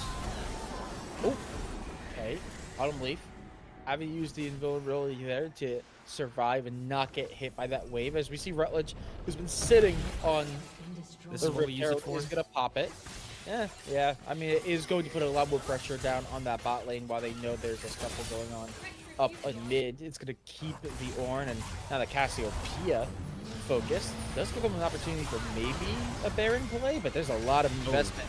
Arrow goes wide. That might be rough, but Rutledge, there's just too much damage built in here and is going to fall, but finds one on the way out, finds Kiba. That is crazy. And now, without that AP, you'd imagine that might be the go button here, and they're going to see and just explode Autumn Leaf. There is nothing they could do. That is just Baron secured, and it's going to be secured easily off the back of it. It might cost them a turret, but that's still a huge play for XSV.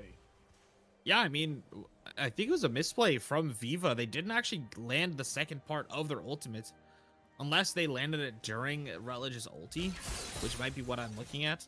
But yeah, I mean, a very nice trap play for the side of XSV. Gonna be able to knock down Autumn Leaf and get a Baron for the measly price of 2 outer turrets, which is not nothing. 2 outer turrets is actually a very good trade for Elysium in this moment. The gold lead still, staying relatively close.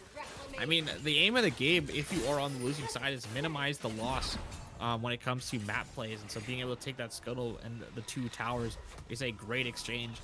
Keep in mind, the gold lead was like 4.7k. And after that entire sequence of going down a kill and losing Baron, it is only up by about 1,000 gold past that. Now is where the pain comes, though. XSV wearing purple. They are going to be able to start sieging and knocking down more towers. But the standing gold is not as high for XSV, as Alawi has done a great job of knocking down turrets already. And so the rest relies on now moving to these tier 2s with no Herald. And Arrow.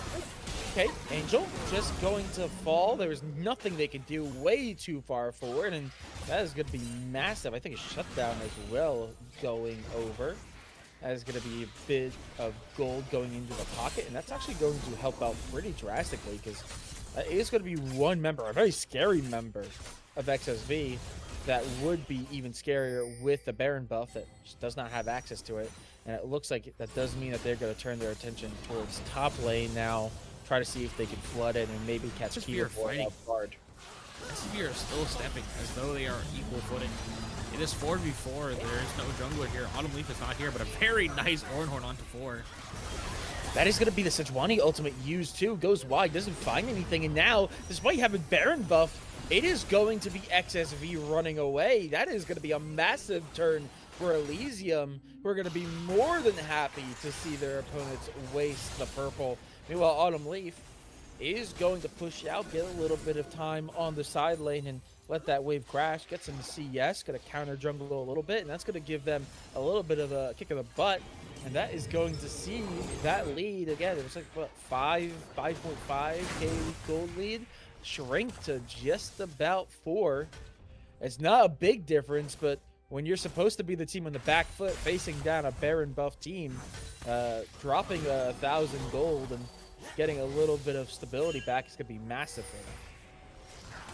Yeah, it is tough for the side of Elysium to play this upcoming dragon. I think the fact that XSV only have 1, I think the fact that you're still waiting on your Cassio to get that Rod of Ages and for your Ornn to start reaching those Ornn items, I feel like you're more than happy to just hang out. As we see now, the thing keeping these gold graph close is the fact that Autumn Leaf on this Neferi is so far ahead of Queenie individually. But it doesn't really matter. This Sejuani sitting on 2 items with that Unending Despair and Heartsteel is just going to be happily throwing ultis all game long, as a very big commitment with the TP early for Rutledge onto this dragon side should just signal to Elysium that this dragon is not theirs, and they should just back away and should not Ooh. posture like this in front of Sejuani ult. Yeah, this is a pretty awkward positioning moment here, especially as Cassiopeia is not around, and it looks like they're just going to say, hey, yeah, no, this is not worth the time and investment. We're not going to even try to fight for this Drake. We are just going to attempt to get what we can elsewhere. They're going to make their way through this topside jungle, put a little bit of pressure, maybe get the topside tier 2, which they should, maybe. Rutledge does stay, but seeing everyone make their way up means that they are just going to quickly take that Drake and now start marching. Mid tier 2 is going to be gone and to the wind, and they're going to counter jungle themselves and get what they can out of it. No more Baron buff to be played, now equal on Drakes. In doing all this, the goal lead has started to shrink for XSV. They've been moving so much as a pack that the side lanes have been sort of falling by the wayside. The minion waves have not been collected. And you can see that in the CS of both Ashe and Cassio. Hold on. Raised? That's going to be a big knockup. Forces out the way. The Chaser getting focused, but doesn't go down quite yet. They're trying to find them. Yes, they will. Nami is down, but Nefiri's in a very awkward spot in the 2v1. Oh, the rupture. Over the wall comes Ornn, as that is going to give just enough protection. And now in the 4v3, huge ground coming out from the Cassiopeia. Do they have the damage? Rutledge doing what they can to hold back the wave. The side laner has been doing so much to keep their team ahead of the curve, but seemingly just not able to do enough to find a pick to get something in response. That is a huge pickoff for Elysium, as they are going to get an extra turret plate. And now the fight continues. Queenie tries to go in with stun. Very low, and the Fairy with the execute before getting exploded themselves. A little bit greedy there towards the end. Another kill going over to Rutledge, as now Kuzu trying to close the gap, and finally it's going to be stepping away, and that's a lot of damage from the Ezreal barrage, but it's not going to be enough for a kill. What is that, 2 for 1 overall for Elysium? But they get a lot off the back of it as well.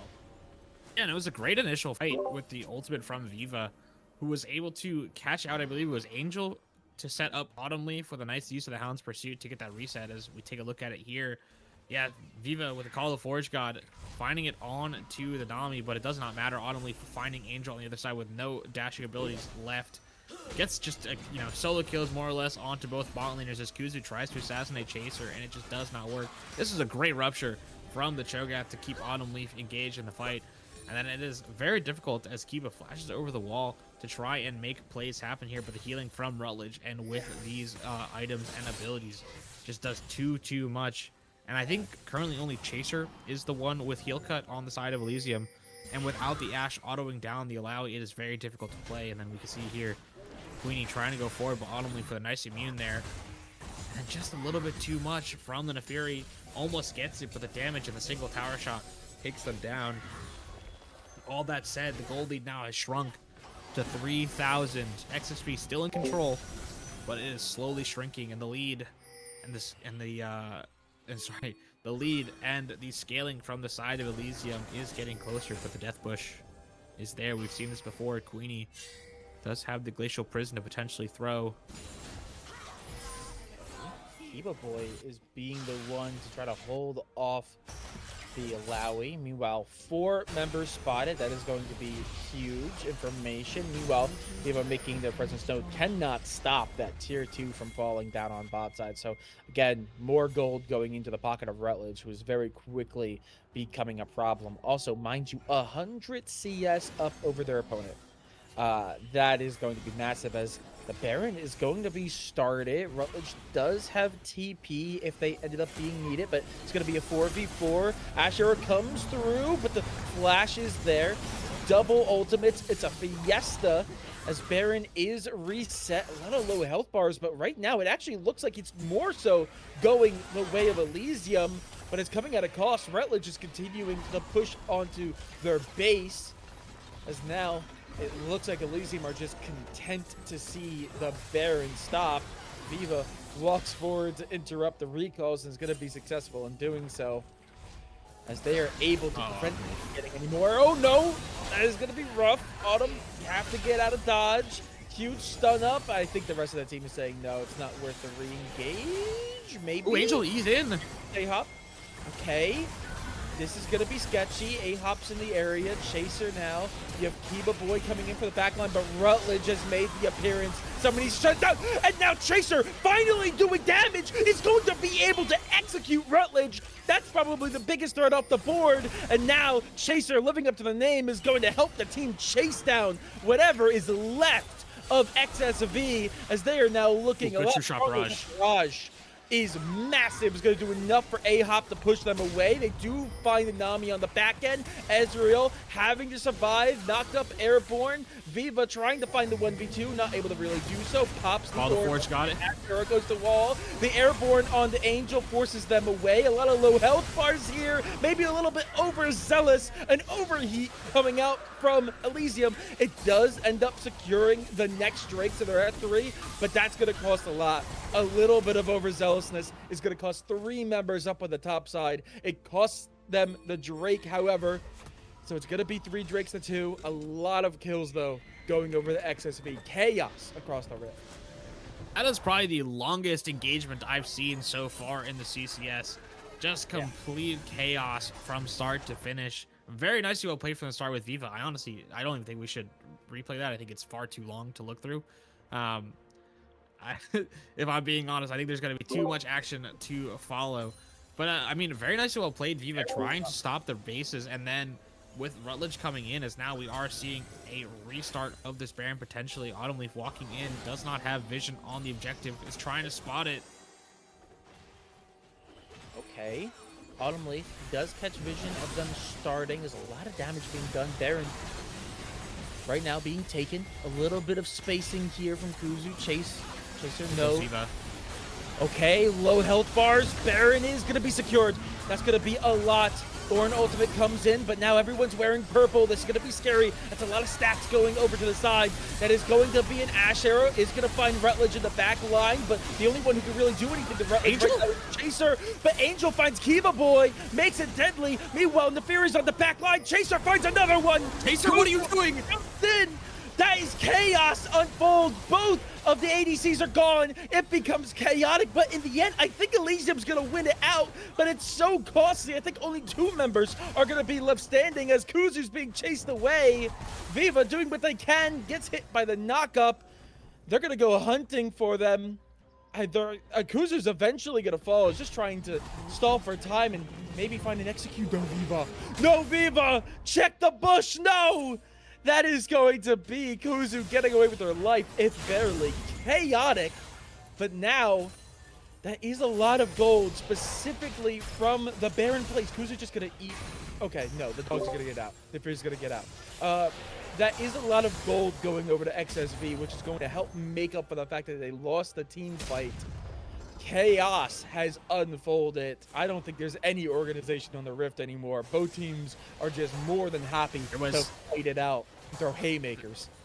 And there was a great conference going on in the Baron pit for the side of XSV, but in doing so, it corralled them very nicely for a Call of the Forge God from Viva. This looked so good at the start for XSV. The True Shot Barrage only landing onto Chaser, who starts his fight at half HP. But with all the stuns and all the damage going on to Kiba, he lives thanks to the help of A-Hop, and the shielding is massive there as Viva just surviving. An Angel, a Wild Turtle must have taken over their keyboard as they E into 4 people, and Chaser is now finally able to auto them down, and Rutledge not able to do enough damage. The nice flash from Chaser goes out, and Autumn Leaf on the backline takes down, I believe it was Queenie, and flash forward from Kuzu through that massive shield, takes down Chaser. I wasn't aware of the flash in the moment. It looked like Chaser just walked into them, but Kuzu going to be able to find the support, as well as Autumn Leaf going to be able to find the Nami, but it will still be the Cho'Gath wearing purple for the remainder of the duration of this Baron. And a very nice fight for the side of Elysium, and trying to get their way back into it. Gold League now stagnant at 3K in favor of XSV. They still are waiting, knocking on the door of Elysium, trying to take a win, trying to take the series back into their hands. As we have a flank angle potentially from Autumn Leaf. A little bit spotted now by the Phaelite and by that extra ward. But we are in a great spot for XSV. You have what you want. You have your 4-man unit pushing with Baron. You have Alawi on the top side pushing into a matchup that Elysium cannot be stopped. Yeah, meanwhile, topside Rutledge is going to take a lot of damage. Going to get hit by that arrow. That's actually kind of crazy, but it's only going to stall it out for a little bit of time, but Viva notably is holding the line pretty darn well. And again, only one member wearing purple, so and actually purple's already It's timed wore out. off. It went Yeah. so long that they no longer have it, so the siege potential is dipping away as there's a lot of wave clear. Meanwhile, Autumn Leaf is just pushing mid, trying to get as much as they This is can. what junglers are now. A level 18 is going to be able to do a lot here. Again, notably, something to keep in mind, it is Soul Point. In the midst of the chaos over at the first Baron fight, the one that went for so long, Elysium did give enough time for the Neferi to sneak the Drake, which means Soul Point is in play, which is why we're seeing the Death Bush. They're just desperately trying to see if maybe someone will be crazy enough to walk forward. But it looks like Elysium are gonna just hand this Drake away. They're gonna try to build up for the next spike and hope they can maybe turn the fight when it comes down to Soul Point between these two teams. I mean, I think it's good map play from the side of Elysium. You're collecting waves, you're denying golden XP from XSV. We see the Ornn on the top side, still 2 levels down from Rutledge, but with that top lane advantage, should be getting close to that level 19 himself. And the Ornn items are fully online, should be able to give Ahop their Ornn item the next time they come in contact. And with that said, the scaling is almost fully complete. I think I would like to see maybe one more piece of heal cut from the side of Elysium, maybe either onto Autumn Leaf or honestly even Ahop, to just pick up maybe like an Oblivion Orb to be able to apply that extra little bit of heal cut to the Alawi. But Death Dance, Sterix Gauge, and the Serpent's Fang picked up for Autumn Leaf is going to be huge to keep that Alawi from staying alive in these fights. It also means that, you know, Nami is not going to be able to get as many shields with their Aerie. And Baron now, 60 seconds away. Looks as though XSV understand the assignment. They're going to stay grouped, as Angel should be able to heal that one up with the help of their support. But the battle lines are drawn. Kuzu trying to make space. Yeah, Chaser is Cho'Gath doing a taking lot of so much damage. Yeah, Chaser is actually doing a pretty darn good job. This could be massive. That's a double from the Ornn ultimate, and Queenie Alawi's is not here yet. chunked away. No Alawi means that they have a little bit more room, but look how far back they've pushed. And instead of going to the Baron, they're just going to continue to try to push this wave in. They maybe want to try to push for the turret. Autumn Leaf has to be careful. Gets hit by the knockup. GA procced.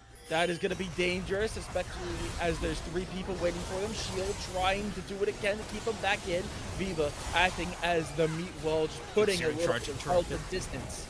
Okay, chaos unfolds. Still just taking no a lot of presence here. Ledge comes in. Damage. Can they find the pick? Neither team yet able to find the kill. The Autumn, Viva, both low. That's a lot of low health bars. Viva does have TP. Possibility. Okay, it looks like they have to back away. It looks like they're just going to try to give over Baron. This is very I think it's going to be a fight again. Possibly. Viva should TP back in here, and Neferi will be healed up a lot here in just a moment. But Baron's going to be taken so quickly. They need to be careful. 3,000. It's going to be a fight. That is going to be Baron secured. Wave comes through, finds 2, but it's countered by the Ornn ultimate. Chaser doing a lot of damage, has to stay alive, cannot be caught out, as everyone on XSV are just trying to dodge and duck out of the way, leave the ship before they can be found, just try to get away with Baron buff, and they're going to be able to do so. No kills for either side, despite the long fight. But that's going to be perfect for XSV, who are going to have Baron buff for the next couple of minutes. They're going to have time to siege, and they're going to have time to set themselves up for Drake, which is going to be Soul Point for either team in just 2 minutes' time. This is looking good as for we XSV. approach 70k gold for both teams, the item differentials are starting to become less and less impactful. Critically though, Viva trying to find that third item for themselves. I'm not sure what they're building.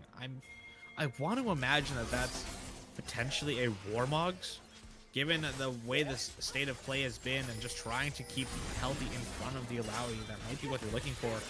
But we've seen it. Without the Baron buff, Elysium are allowed to just chunk out and tag XSV on repeat as Rutledge trying to stay on this top side. Call the Forge God now onto the top lane. No flash. Oh, they're just going to go for it. Huge stun up, and it looks like the rest of the team is saying, hey, it's not worth it. We're going to leave. Oh, the miasma was huge. That is going to cost them their tier 3 in mid lane. Autumn doing what they can, has to use the invulnerability not to get stunned up, silenced out. However, Autumn just trying to be the member to pull everyone's attention and is able to do so. Inhibitor does fall in mid lane, but now it's a 5v4. Everyone's in presence. They use a lot on Rutledge, though. Do they have the means to stop them? Airborne, grounded up. They're trying to Ooh, the knockups! Kuzu, but that's a lot of damage being dealt. They're going to keep hunting, though. Raze taking a lot of damage just off the one piece of utility ability coming out from the dog. Kiva TP behind. The flank is absolutely massive. Kiva Boy just executes the back line. Queenie to fall. Double kill over to Ash. And that might just be the crack in the armor as the gold lead has vanished. And now suddenly Elysium are on the hunt. It's just going to be Rutledge. 30 seconds for their next team member in Kuzu. No flash on the Alawi. And remember, if Kibo is able to put down that miasma, the Alawi is not able to either ulti or use their W to slam onto the ground and get those tentacles. But it's so hard to play. The Alawi so tanky, so strong in this one. But with the Infernal Soul Dragon alive, Elysium look to take their place as the King of Dragons. But Rutledge is going to try and stop them. Potentially, no. Just going to be pushing out the bot lane. No TPs available for XSV, meaning the Dragon Soul is going to go the way of Elysium. And now we are almost identical in stats as we take a look at this play. A wonderful engage from Elysium, able to catch them out. XSV just not respecting the fact that they are 4v5 on the map.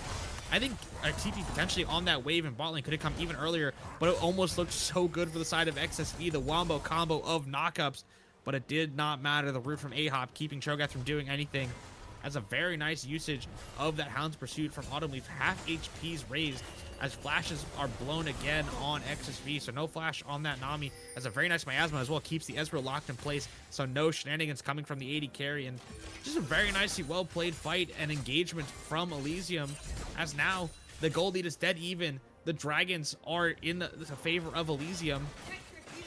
There are still 3 Infernal Dragons on XSV, so we cannot count that out. There are still a lot of stats in those 3 Dragons. It is just going to be the extra buff for the Elysium members. And with Baron spawning in 2 minutes time, Kuzu, no flash, does have the Phalite assistance from that pink ward for the time being. And I mean, taking a look around the map, taking a look at items, it seems to be we are almost at a full clip for each member in this game. It looks like GA will be on the card for Chaser. It was that Warmogs for Viva to keep themselves healthy in that bot lane. And we've been seeing it all game long. The neutral has been looking good for Elysium as Rutledge trying to find an advantage in this lane. Level 20 is now reached for both top laners, as the same is trying to now be said for the supports, and Autumn Leaf is here to support their top laner. Yeah. This game is so hard. One mistake could change the way. Rutledge has been kind of dominating as what they can. Viva just doing a really good job of being kind of the brick wall to stop them. But Rutledge has had the level of Autumn Leaf, you gotta sweep that. Ooh! Okay! Autumn Leaf just gets absolutely chunked and does end up taking the barrage there. But Rutledge has been doing such a good job keeping pressure on their opponents and has had the level advantage. But like you've said, we're getting to the point where the items and the levels are becoming less and less of a factor because everyone is catching up, and now Viva's level 20 as well. Rutledge is not able to push onto this side lane nearly as well as they used to, at least not as dominantly. They're still at least pulling the attention. Can I make a request of our observers to click on Ornn and see how much health they're working with? Because that's a lot of health bars I'm seeing currently. There's a lot of HP. I'm not exactly sure because we have the... It's okay. That is 7,000 health on this Ornn. And when there's not much percent health damage on the side of XSV, it's going to be very difficult for them to cut through this guy. And Baron now on the map, the deciding purple worm, could potentially be the maker or breaker of this game. Elysium trying to send themselves to the upper bracket. XSV trying to secure their potential chance to play in that upper bracket and to play for that second life. Here we go, the final setup. Oh, Queenie walking a little bit too far forward. A lot of investment there. That is going to be the Ash arrow immediately. But look at the cooldown on that arrow. It's already basically almost a quarter back. Oh my god, the True Shot Barrage does so much damage. Yeah, it does. The shield having to come out, but notably look at the difference. But Rutledge on the blue inhibitor, they are But pushing. take a look at Autumn Heart. The Or Baron Autumn, is sorry. just gone. Just doing so much damage. Queenie jumping in. It's going to be a smite. It's going to be a fight. Who's going to come up on the top side? Everything's low. Blue team gets it. Elysium. And they're going to turn it. That is going to be so much stats as they just start executing everyone on XSV. But it's going to be a race. They still have Rutledge to deal with down on the bottom side, who's continuing to be a threat. No, Rutledge pulled back to base. There's no pressure on the bot. They just have to try to hold the line, as now every single member of Elysium is up with the Baron buff. The only turn right now for XSV is that they do not have the wave. This is looking scary for XSV, as now suddenly the game is in the hands of Elysium. It's going to be Kuzu and Rutledge versus the world. A very nice play from Autumn Lee. And Chaser and Kiba and Ahab, give them an Oscar for the way they played that neutral. They were able to keep it so disguised that the jungler was doing the Baron, and that tower is going to drop instantly. The inhib will fall shortly after. And Kuzu, no flash, no ghost on this Cho'Gath, as now Rutledge going to try and use the ulti to go in. Will flash get the GA off of Autumn Leaf. Respawn up. Raze is here, Rutledge is low, Chaser knows what the job is, and he's just going to explode the Alawi. Massive two-man ult coming out from the Ornn. It's going to stall it out a little bit, but that Nami prevents the Ornn from going in. And Look now at the base. Look at Elysium's base. A lot of damage. Oh, Elysium's base. Oh no, one turret down. This is sketchy. This is sketchy. Channeling having to come through, and they do find one pick. Oh no, back and forth we go. One member now gone. Two members actually, Ahop and Kiba Boy, both losing the Baron. This is scary, especially with 30 seconds left on the timer. Elder is about to become a factor here. 20 seconds. Kiba will be down. Ahop will be down. Kiba will have TP as Autumn Leaf trying to find some way to find an advantage for this Elder. Looking for a target, but Kuzu is not going to be the one you want to go for. This Neferi can do a lot of damage, but not to a tank like the Cho'Gath. As we see now, trying to get that advantage still. Might they die for it? No. Critically needing to keep up that spell shield for the potential engagement. Queenie wants to throw the ulti so badly, is now TP in from Kiba Boy, and the Elder is up. Okay, they're going to start it. No information quite yet. Viva walking up forward. Viva trying to beat a brick wall. Just about 12,000 health left on the Elder as the Ornn ultimate comes through. Finds three. That's going to be huge. Viva going in, knocking Rutledge up. Chaser having to be a factor here. Does get stopped for GA, but no Rutledge means that they're missing a lot of tankage and a lot of damage. But the explosion, Ornn's down, but Kuzu is low as well. And here comes the dogs. Neferi jumping into the backline, but do they have the health? No, they won't, but Chaser's still alive, is doing a lot of work on the junglers. GA. Kuzu no ulti. Kuzu's also very, very low, and Chaser, we know, is able to just chunk through. There we go. Drag is reset. Forced to back away. Both teams sketchy. Look at the supers. Okay, getting low. Yeah, now it's a race as the both tier 2s or both tier 4s are gone in the Nexus. It is chaos as Kuzu's having to physically walk back. Meanwhile, look at the top side. That turret, tier 3 is going to be gone here soon. They need to deal with these waves, which is going to give a lot of time to reset. But Chaser's down. Oh no. They might have enough damage to take out Elder. I just don't know if they have the health. They have the time. The resets are way long at this point. The trail of corpses for both sides, and Ace, the first one of the game, I believe, for the side of XSV Rush.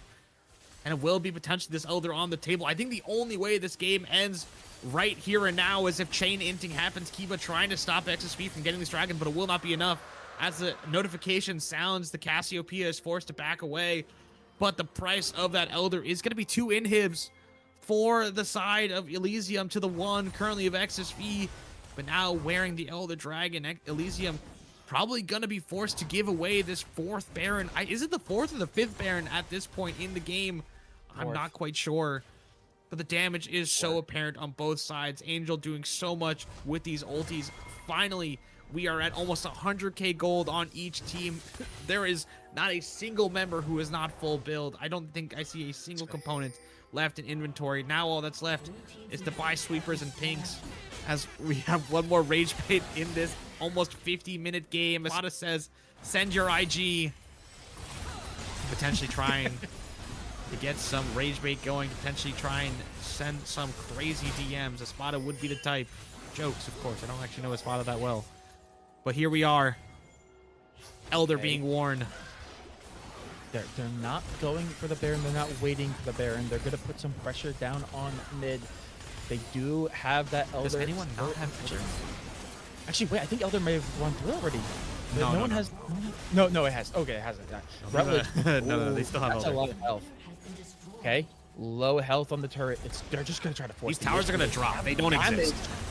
They have to take this fight. Turret's gone. That's going to be huge. It's also going to be a lot of damage on the Rutledge. Chaser has to be careful. They have been playing so dangerous, but that shield is not going to help you if you get too low. They have been so clinical. Chaser falls earlier. That is it, which is why we're seeing that's a huge crucial barrage. That finds 4. That might just be the damning condemn from them. And that's going to be the explode. One member down. That is going to be huge. They have to keep Chaser alive. Chaser is somehow still up. It is just melting Kuzu. But look at the Nexus. The Nexus is so low. They need to interrupt Angel, and they cannot. That is going to be the Nexus. We're going game 3.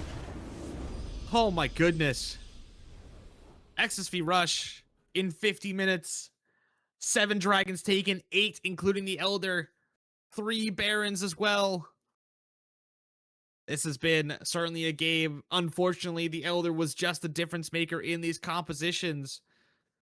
And this XSV Rush side stay alive to try and go one more game. That is a tough one to lose if you're Elysium. That is very, very, very tough. I feel like you did such a good job clawing your way back into it. You closed the gold gap, but XSV Rush said, no, not today. We are hitting the Nexus, not the Vlad. And so they move on to match point themselves, and we're tied 1-1. And just as excited as you are, Soren, I think the chat is also freaking out. I can see some spicy words in chat and some all chats. And I'm super excited. That game was a banger. Yeah, I'm checking with Prod right now to see what the time was, because the last time I checked, I think it was approaching 51 minutes. And that was, I think, when Elysium was pushing into XSV's base, which meant, okay, it was 51-18. A 52-minute Over banger. 50. When was the last time you saw a 50-plus minute banger like that? Holy. Definitely not on stream. Not on stream, no. Definitely not on stream. Insane performance from both these teams. It really was going back and forth. You have to give so much credit to Elysium. I know they didn't win that game, but they were pretty darn far behind. Remember, XSV started that game incredibly well, but they played late enough that all that lead that they built up for XSV just did not matter in the end. And it really did come down to that one fight. It really did just come down to who had better hands on the keyboard and mouse. And in the end, though it was very, very close as they were finding the kills, they just could not get rid of Angel, who was able to do enough damage to the Nexus to send us over to game 3. Oh, man. Yeah. Well, with that said, I'm sure you can hear it soaring in my breath. That was a tough one to watch. That was a very exciting one for all parties involved. But with that said, we still got one more game in this series here on Monday night of week 7. We're going to take a short break while we get set up, get some water yourselves, get yourself some popcorn, and stick around. We'll be right back to the conclusion of Elysium versus XSV Rush.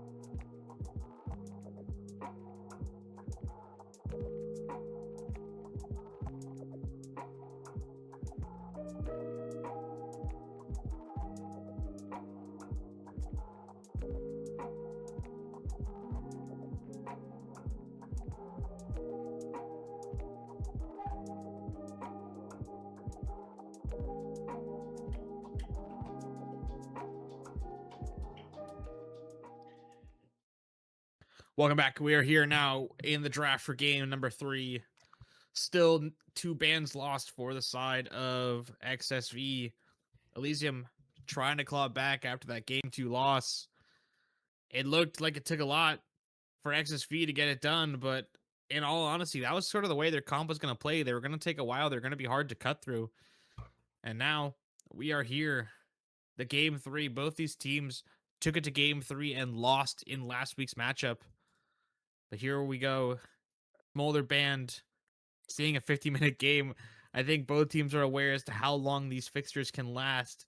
And so taking away the champion that scales infinitely will be the course of action for XSV. Curious now what is decided for Elysium, if they're going to change up the bans or not. These two have stayed the same. Brandt will be banned this time. I don't think that's been their third Okay. ban, has it? That is different, I believe. No, that is absolutely different. I can't remember what the third band was, but it definitely was not a brand. Um, you'd imagine that definitely puts XSV a little bit on the Sarah. back foot because now Serath. Okay, so does kind of make you think, hey, maybe Elysium want to go that Serath, kind of forces XSV into an awkward position of maybe either select him or give him away, and instead they are just going to stick to their guns. Sivir is going to be that pickup. I believe was banned out in an earlier draft. I just can't remember which one, but Yes. Sivir's No, going to no, be no. back But into the XSV field. have banned it in both games so far. Yeah, so they're just gonna run out with it this time around, and it's gonna be Jinx, a hyperscaler on the side of Elysium. So another game that they're kind of hoping to go long, with Zahan gonna be holding down the top lane. I'm kind of surprised with the champion like Caitlyn still available. Playing Jinx is a little bit. It's not interesting is the wrong word because that's sort of negative connotation, but it's a choice that I feel like is not amazing to Saber. I feel like she's allowed to just walk through traps with her spell shield, whereas Caitlyn, you're able to bully the lane. But I feel like the bully lane didn't really go that well for Elysium last game. You know, they were under tower a lot, but I feel like they didn't really get much done with it. First tower wasn't dropped. They weren't really able to extend kills. The dives were sloppy. Um, I'm just saying a lot of negative things. I apologize, Elysium. But I mean, this is what happened. And now Sivir going to get paired with the Lulu, a champion that will keep the AD carry alive very well and cause a lot of annoyance for the Zahen. It also takes away a very strong partner for the Jinx.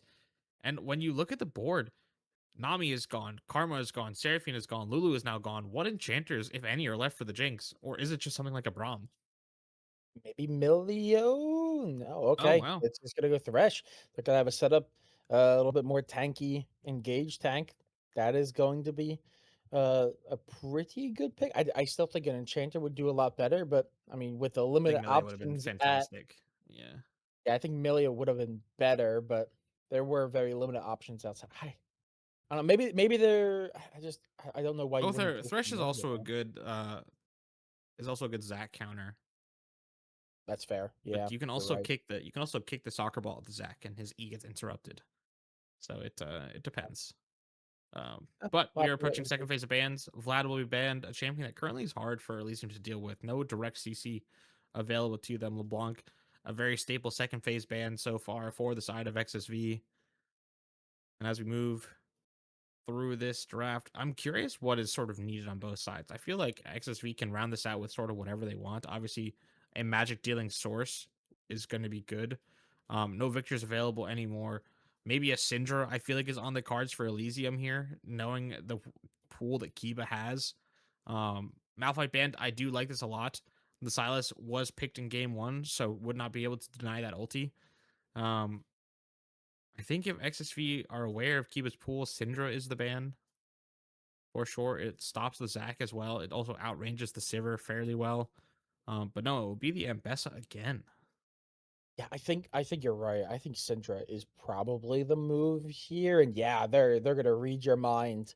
Because if nothing else, beyond the tactical advantages, I think the gap potential is just too great. Obviously, Jinx has some pretty good range, and now so does Syndra. They're gonna be able to do a lot of damage from afar. Sever's W obviously is gonna kind of negate that with the bouncing blades. However, that's gonna do a lot of damage, but it's not gonna be enough to outright chunk and full on remove either of the two, especially with the distance they're gonna be able to put back. I do think that is a good response to it. However, Fizz obviously incredibly good at jumping into the back line, has a lot of invulnerability built into the kit, so we'll be able to do so without being punished too hard.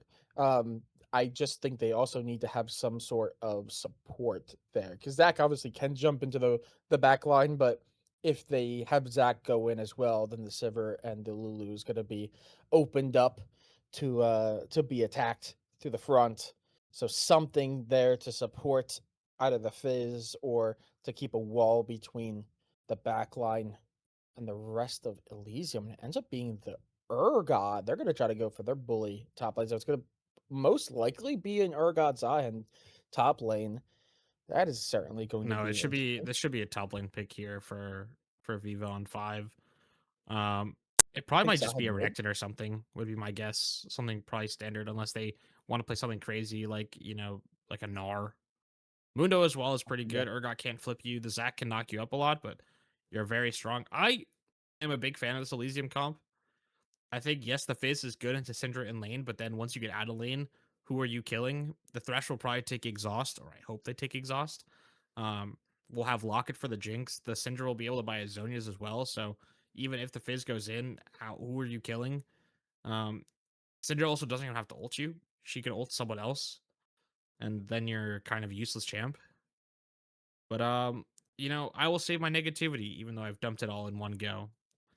I I think there are good parts to both teams. I really like the solidity that XSV have. They have solid scaling with the Zac, Sivir, Lulu. Their second picks are a little bit strange to me. I think they are very niche and don't really pair that well with the rest of their team. Um, but I mean, they have been deathballing, so really any picks would have fit in this position here. It doesn't really matter.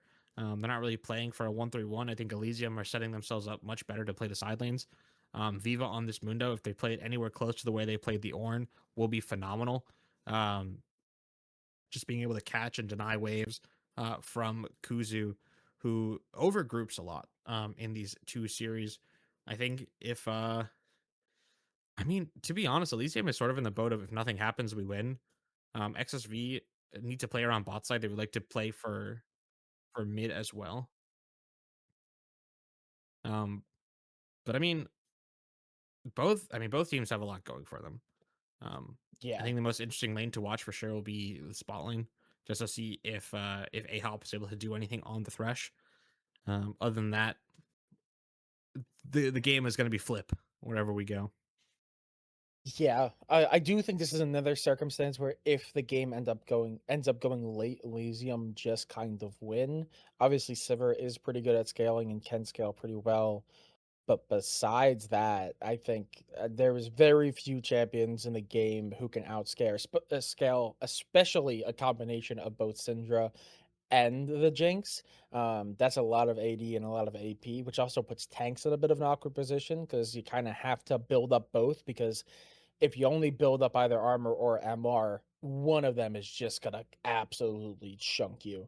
So it puts tanks in a little bit more of an awkward position. Obviously, they're still gonna have that option. I think Sivir is gonna hit her peak a little bit earlier, probably right along with Fizz, so that mid game is gonna get a little bit sketchy.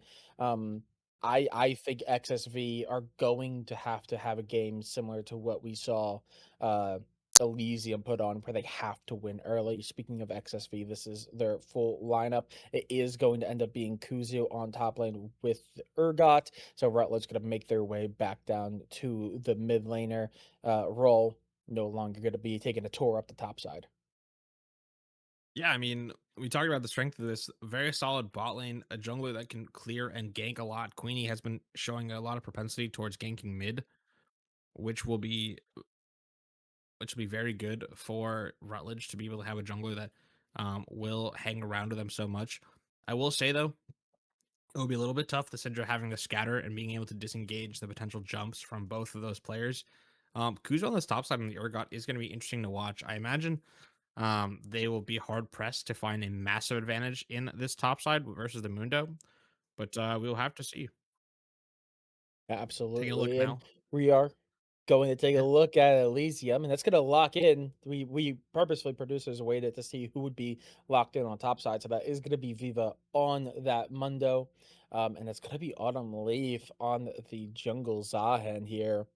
Um, this is also going to be a pretty good team. Again, that range I think is going to be the biggest threat on the board. There's also going to be just a lot of tankiness in front of them. This is kind of what I call the get down, Mr. President, or get down, Madam President composition. Usually for me, it's usually when there's four tanks on the board and just one like really, really big carry. Here they have two, but there's going to be a lot of tankiness and survivability, especially with the passive for Zahen between that Mundo and Zahen, and obviously Thresh is going to have a little bit of tankiness, even if it's not outright so. Um, I really think the range and the ability to just kind of put up a wall between the big ranged carries and the rest of XSV is going to be the biggest threat on the board for him. Yeah, and I mean, arguably the strongest point of Elysium is if you take a look at their composition, almost every piece has a piece of CC that they can tag you with that will then layer Yeah. into some other form of CC. Whereas if you look at XSV, it's sort of just either the shark from Rutledge or Queenie jumping in. Kuzu could potentially start a fight if they use the ultimate as well, but they're more hard pressed to land something like that against both Viva and Ahop, who will be very hard to kill, will be very tanky as you approach this game. But there's a lot left to find out. There's a lot more uniqueness for these compositions that we can only see once we get in game. And so we're going to take a short break while we get set up for game number 3, the decider of the potentially upper bracket clinching matchup. Elysium trying to secure that spot, XSV trying to keep themselves alive for the top bracket. Stick around. We'll be right back for the deciding match of XSV Rush versus Elysium.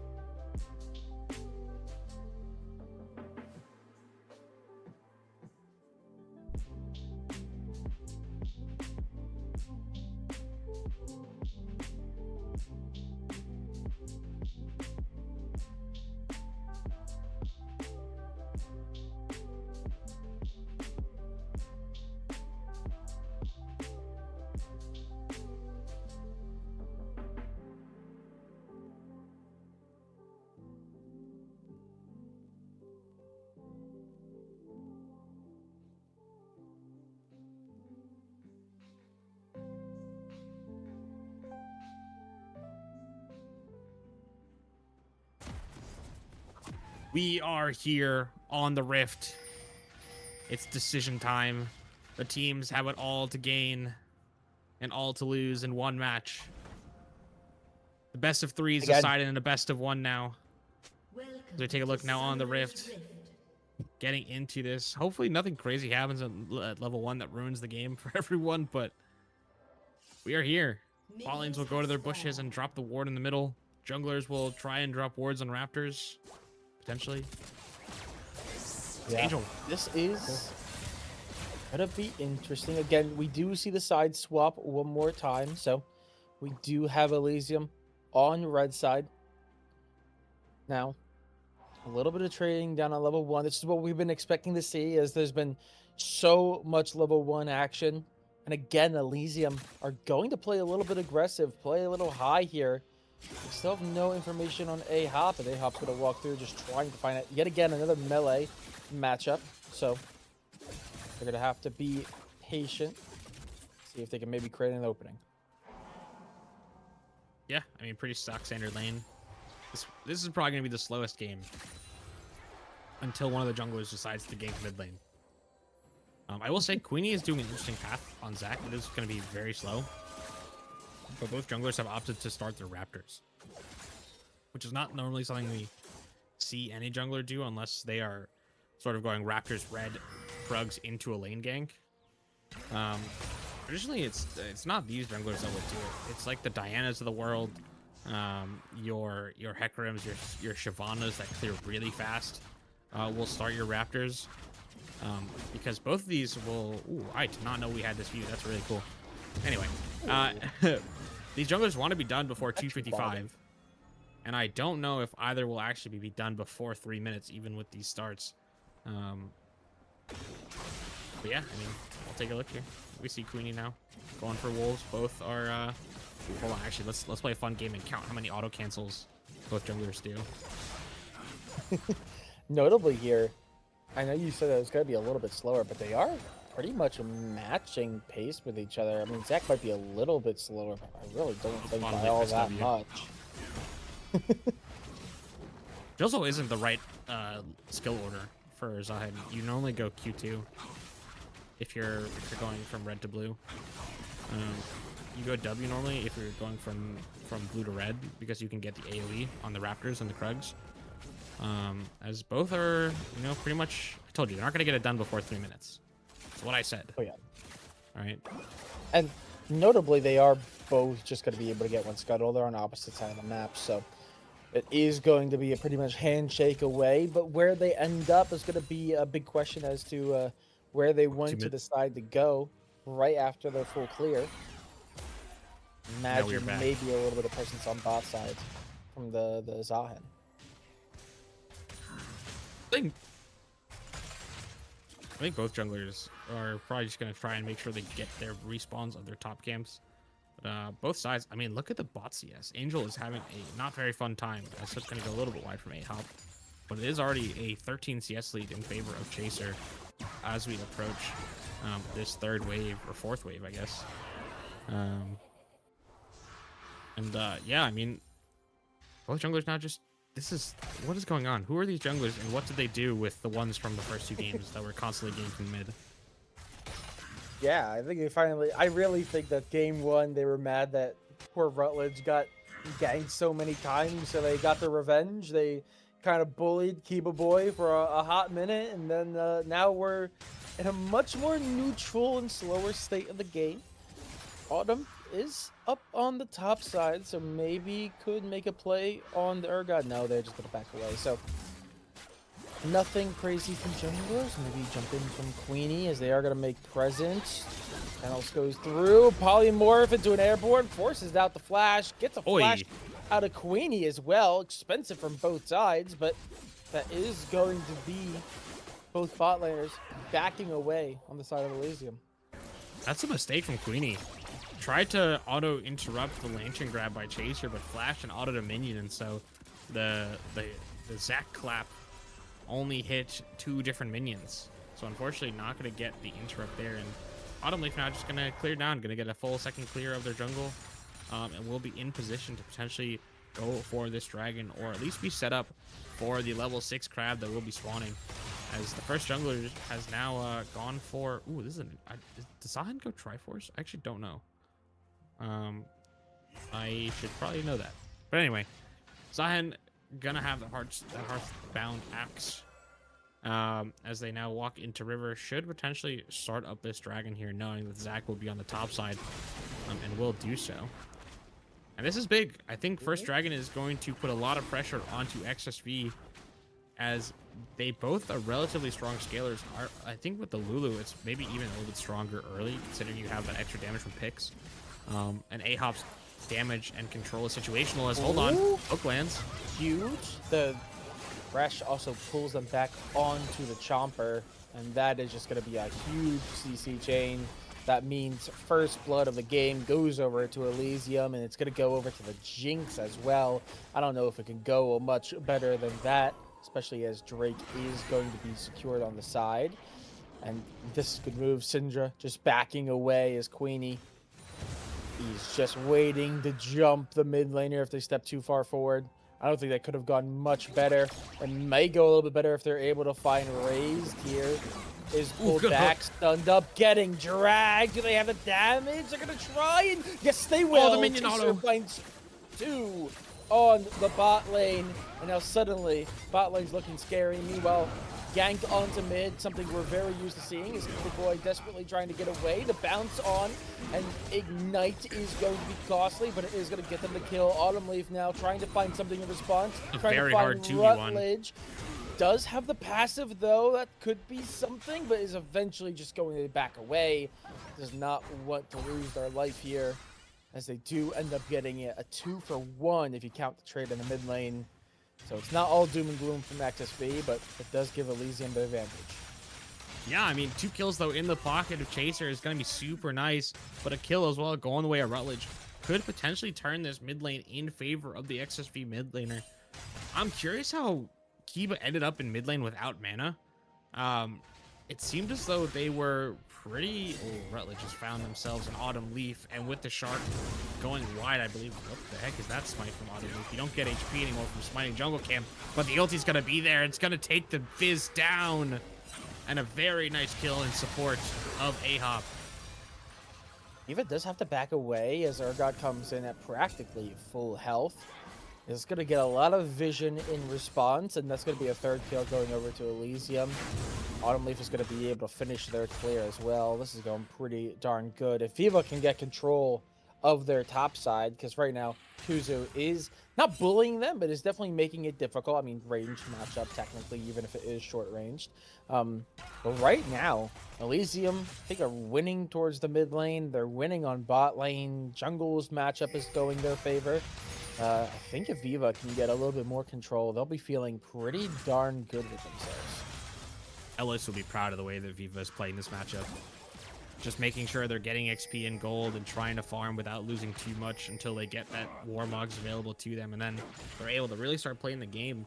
Because I mean, the way Mundo goes is you play for Warmogs. As long as you don't die before that, you're winning. And as I say that, I might have cast a cursed Viva. Yeah, you might have, especially with Ignite on. Reduced heal makes it difficult, and that is going to be... That's the first one in a while. I haven't done that in quite a minute. But, we do see Autumn doing a little bit of counter juggling, taking the opportunity that they know is available to them. Fizz is trying to have a say, but that smite is going to prevent them.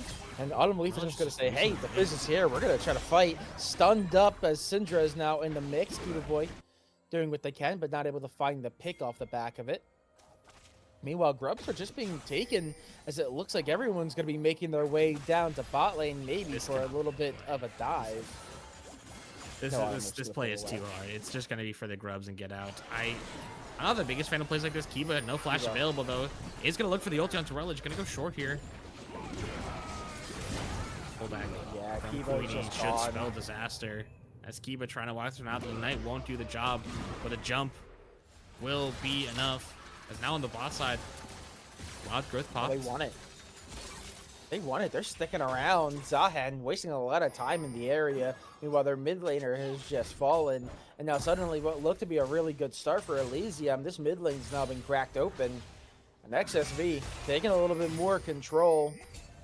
Now it's 3-3, and there is still... Oh, actually, never mind. There is really no gold lead. It's about, what, minimum 200 at this point? I think it's probably closer to 1 point, or 150.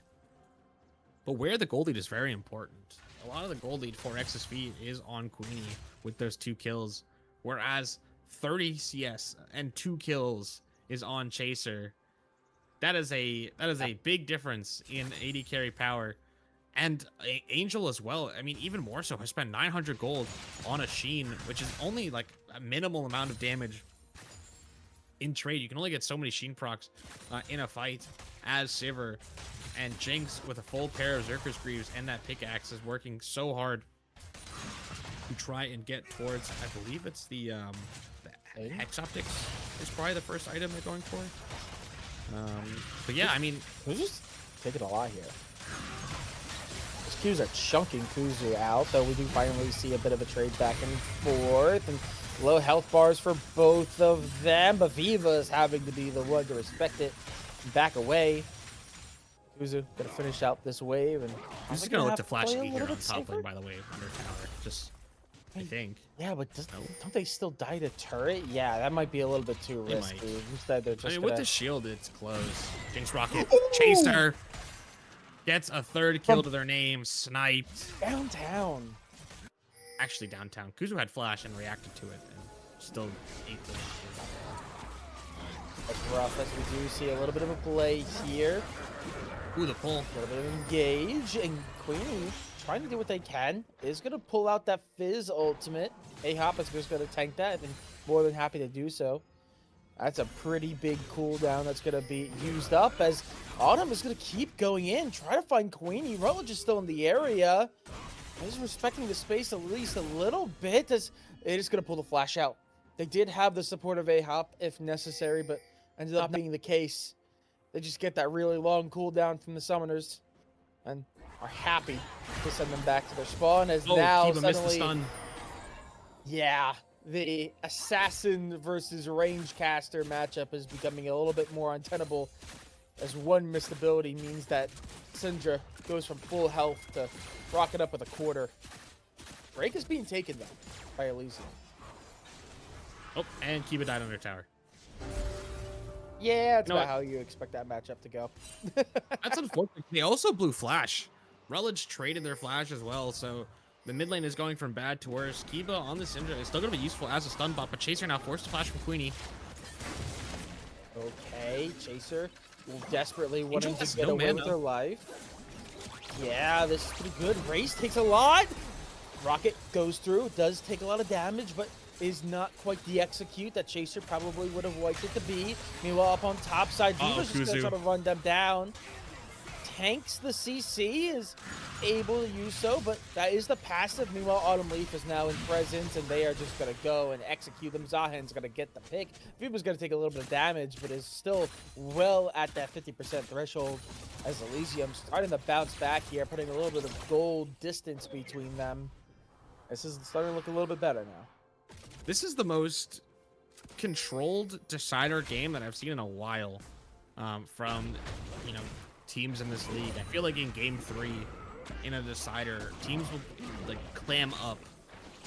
They will either play, it's one of two ways. It'll either be no kills are happening anywhere over the map and they're just playing scalers and farming to late, or it'll be 15 kills in 10 minutes and everyone's killing everyone. A Shark gonna go a little bit wide. But in this game, I mean, it's a pretty normal pace for the time being.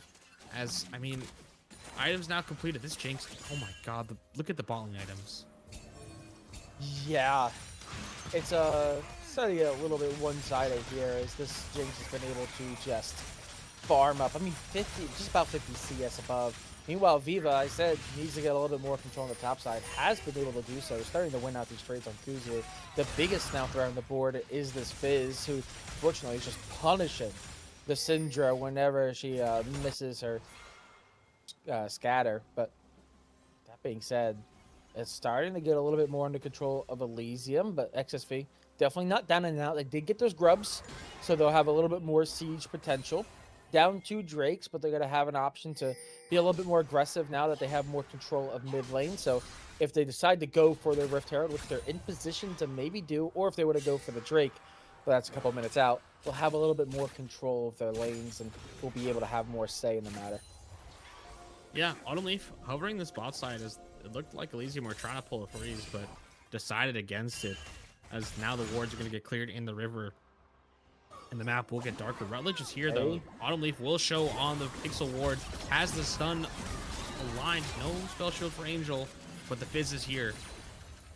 And crucially, Jinx no flash if that fight does happen. Yeah, and With no Queenie's in dragon the for 2 area as minutes. well. This could be a 4v3 as Syndra has not roamed down with the Fizz. I don't know if they're aware that Fizz has moved. The ultimate's going to come through, land on to Autumn there, who's going to pop the ultimate, but that polymorph is massive. They just need to back away. No, Syndra's in the area, and so is Viva. Get the This reset. could be huge, Clay. This could be a huge cleanup as Chaser finds another one, but that is going to pop the passive. You imagine, yeah, not long for the world. Kill's going to go over to Kiba Boys. That's actually going to help that mid lane out a lot. And what was looking really, really good for the side of XSV is starting to collapse. And I don't think, yeah, no, Elysium don't want to give up. They want to keep chasing. They want more. And Kiba on that flank angle is going to find it. Get a bit of a stun on the Kuzu. Gives them an opportunity to take down the turret. And they're going to deal with that Urgot rather quickly. Now, Angel was raised. Have to play a little bit more passive here.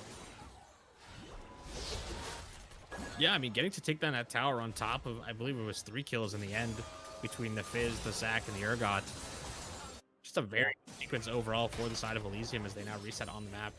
That Shark landing on to the Zahen, not the right target as the Zahen is so tanky, but a great polymorph, keeping them from grabbing the Lantern. And, I mean, you could see the problem from the beginning. Chaser is free hitting the entire time.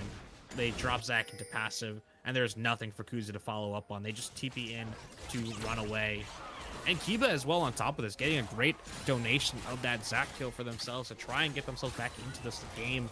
The unfortunate part of the Syndra matchup is that they were forced to invest super heavily into Merc Treads early on to make sure they weren't dying to the Fizz, but the unfortunate part of that is that the Fizz was still dying very quickly, and Kuzu, with not many options left on the table, was forced to go in. And now as we are back on live, Dragon is spawning in 3 seconds time. It will be that Cloud Dragon. Yeah, it looks like they're trying to maybe just find Queenie here. They're going to spot it. A-Hop is great going to flight. interrupt that dive. That is huge flight coming out. The wall's coming down as well. Going to give a little bit of separation, but Chaser is being heavily targeted. Has to back away. He's not going to be able to do so. They are missing their biggest threat on the board. Zahen has to go crazy if they want to win this. There's a couple of low health bars, but no one quite execution range. Autumn is able to find one. They find a second. Autumn Leaf. Makes this now a 4v3 winnable position, but A-Hop is low and Angel is able to deal with them. 3v3, but the ADC is still up and they are just chunking them down. And unfortunately, Scatter goes wide. Kuzu goes way too far in, makes this 3v2, and now you have the rundown on the backside. That's going to be a pick, and now it is just the one, the Lulu, left standing. And what was chaotic ends up going the way of Elysium. 4 for 1. And that is also going to be the Drake secured. Now, Drake sole points for Elysium. I realized during that excursion that A-Hop does not have exhaust in this game. It is the Ignite on the Thresh. So this Fizz is going to be very potent in these fights. And the Shark landing onto Chaser is the worst person for it to land on. Almost survives, but gets taken down by Rutledge, who's forced to use all their spells and a great hook, as well as the AD carries trade themselves in this fight. Angel forced to walk away, but not able to do so. Queen healing so much off the blobs and the wild growth. And this fight looks so doomed until Viva finally arrives. The Hop is shorted. The Urgot ulti landing onto a full HP Mundo means that no one is ever going to drop to that. And then A-Hop doing a nice job keeping Angel engaged in the back. Does go down in the end, I believe, to the Sivir. But it does not matter. The AD carry for XSV was hooked in for too long in this fight. And Kuzu even flashes and misses the knockup. And this fight just gets donated another free kill. And now Viva still just fully online. This Mundo is going to start to be a problem. And I don't really know who is going to be killing him. Yeah, I could see the vision there for Kuzu, but jumping into the middle of essentially 3 people there with that low of health, just a little bit too risky, a little bit too rich for his own blood, is going to end up costing him there. A-Hop is going to spot out Rutledge. Play comes through and is going to trigger a little bit of a skirmish here that Autumn's going to want to go in on, is happy to take the fight with the Fizz. Meanwhile, here comes Kiba Boy. Shot heavy. Yeah, Keeper Boy coming in from top side is going to offer a little bit more, as that is going to be a huge stun up. More damage done to Rutledge, as Autumn is still just chasing them, taking this 1v3 almost essentially. Pops the ulti. Queenie in an unfortunate position, might be found. No rocket yet from Chaser. Could be a big difference maker as they popped a Rift Herald to put a little bit more pressure on that mid tier 2. Is not going to crash, so that is going to be one thing averted, but mid-tier 1 does fall in the midst of that chaos. So Elysium finds a little bit more off the back of that, and they force a few recalls, so they're going to be able to get some pretty good lane positioning here. As this Mundo, like you said, it's going to be a problem, as it is getting to that point where Mundo starts going where he pleases. And Just gonna hit this you tower already see in Viva. face. Yeah, Watch he's just going to one. absolutely... Yep, Oh, blink what one. the? I mean, it's still holding on to that demolish, I believe, as well. I've seen far too much Aloys to not know what this Mundo is capable of, and to be honest, this Urgot cannot play the game anymore. Mundo will just stay full HP in the side lane until someone comes to help the Urgot. They will just get slowly chipped down with Mundo files until they are forced to recall, and then they will just lose that tower. Kiba honestly should just let this tower drop. I feel like it's more of a bait, if anything else, to them to stay in here. Autumn Leaf just baiting with... Oh, wait. Yeah, Autumn Leaf just trying to bait around. And this is the now the price of the Mundo, right? You're pulling Angel, you're pulling Queenie, and you're pulling Raised all the way down away from the Fizz, the strong lane that you're trying to play for, the strong lane that you're trying to get shoved out to then pinch the mid lane of Chaser and Ahop. And the fact that you have to cover Kuzu is just making it so hard to actually play with your advantage. As now the bases and the recalls are coming in, a minute 40 on Dragon, which could potentially be the timer for this keeper. I don't think you want this. I do not think you do nearly enough damage. Yeah, But I agree. Especially with how low stack that splinters. is. We need to go for a finish of the cooler here, but I mean, Baron's up. Still about a minute 20 until you have the next Drake, so I'm assuming a little bit more neutral here, just trying to get some good lane states. Mid is going to be a big priority, which is why we're seeing so many people kind of positioned around it. Whoever gets control of that mid space, gets the wave in their preferred position, is going to have a little bit more prio towards the spot side for the Drake, which you imagine is going to be the next objective. I don't think anyone's in a position where they have enough damage to really burst through Baron. And I don't think anyone wants to take that 5v5 turn, and I don't think anyone wants to start it specifically and take that damage from the Baron. So Drake's going to be next up on the block. Critically, Kiba able to finish that second item, but Rutledge on the other side also finishing that Zonia's, which means they will most likely get another cast of that Playful Trickster out, which means they'll be able to dodge one more stun or one more hook or one more piece of damage coming out of Elysium, which is something that you have to worry about. Chaser needs a body in front of them constantly, as now On the Hunt is popped. Okay, keep coming Shark in. lands. Shark does land. That's a lot of damage on the Chaser, who has to use the Urgot ulti as well. Oh, okay. That is going to be a lot of damage missing. We've seen them be able to win team fights without Chaser now, but that did come off the back of Viva coming in with a great flag. Oh my God, a lot of pressure is being put on. The Polymorph, however, is going to stall it out. Kuzu desperately doing what they can, but look at the chunk damage coming out from the Mundo right now. A lot of low health bars as Autumn also comes in from the flank. They are going to pop the Zac, but of course the passive is in effect. People have to back away. Chaser may be gone, and oh, Kuzu. Oh, that's so unfortunate. Gets hit by the hook, and is going to be able to survive, but has to back away. Rutledge barely alive, but as the assassin still could do some chunk of damage, Ahop has to be careful. You can imagine, yeah, Autumn is just going to go take that Drake, and it's chaotic, but it comes up Elysium once more. Yeah, I mean, they're going to be able to get out of this with Soul, which is absolutely crazy to say that we are at 25 minutes and we are finally going to get the first early Soul of this series. It went to 7 dragons before a Soul was decided in game number 2. And now, 25 minutes in, Elysium with 2 Cloud Dragons to their name will get that speed boost for the rest of it. And get some really, really nice bonuses here. Aviva popping the ulti with Cloud Soul just means this Mundo will be fast as a Ferrari. And will be hitting like a truck at the same time. Did you see how much damage they did to Angel in that fight? Oh, with auto E. It was absolutely absurd. I will say though, Chaser needs to, or Elysium as a whole, need to ward out better to make sure they know which angle this fizz is coming from and allow Chaser to get out Oh, of bye-bye, Kaiser. the way of the Bye-bye, fish. Kaiser. That is one dead Urgot. That's like a super, super dead Urgot. It is going to cost them a little bit. That mid-tier one is also super, super dead as 3-4, excuse me, push up, and Viva's in the area. Already level 17, by the way. We should be able to just kill Is this wave. just Oh my walking god, through Queenie's it. taking so much damage. Yeah, Queenie, I don't think he's going to get out, especially between the slow the Q. Yeah, Queenie is just done. That's going to be, actually has to use the ultimate from Lulu to survive, but now Kiba on the flank. We also have Autumn desperately trying to be the cutoff man. They run everyone down in the way. And I That should be imagine Baron. this just ends up being Baron. Yeah, that's just Baron. They're just going to walk over. There's nothing that XSV can do. They're going to have to force a reset, but there's going to be so much that I think Viva just... Okay. Whoa, Baron, we were. It's all right. You know what? Baron did that to us. It's not. You know Baron's what? attacking Don't us worry now? about it. Look. Take a look right here. Snaps the Men in Black thing. Anyway, Baron will go the way of Elysium, and that is massive. And as we take a look at the arsenal of XSV in defense of this Baron, it's going to be flashes on no one, which is a rare phrase. As we see now, the Baron, lovely on our screen. Hello. And on the other side, I mean, no flashes either for the side of Elysium. 10 flashes down, 9 flashes in the game. Viva trying to get that ghost back, and now we break into the 1-3-1. The Mundo will be pushing on the bot side, working towards that Titanic Hydra, as it looks like Angel not going to go down.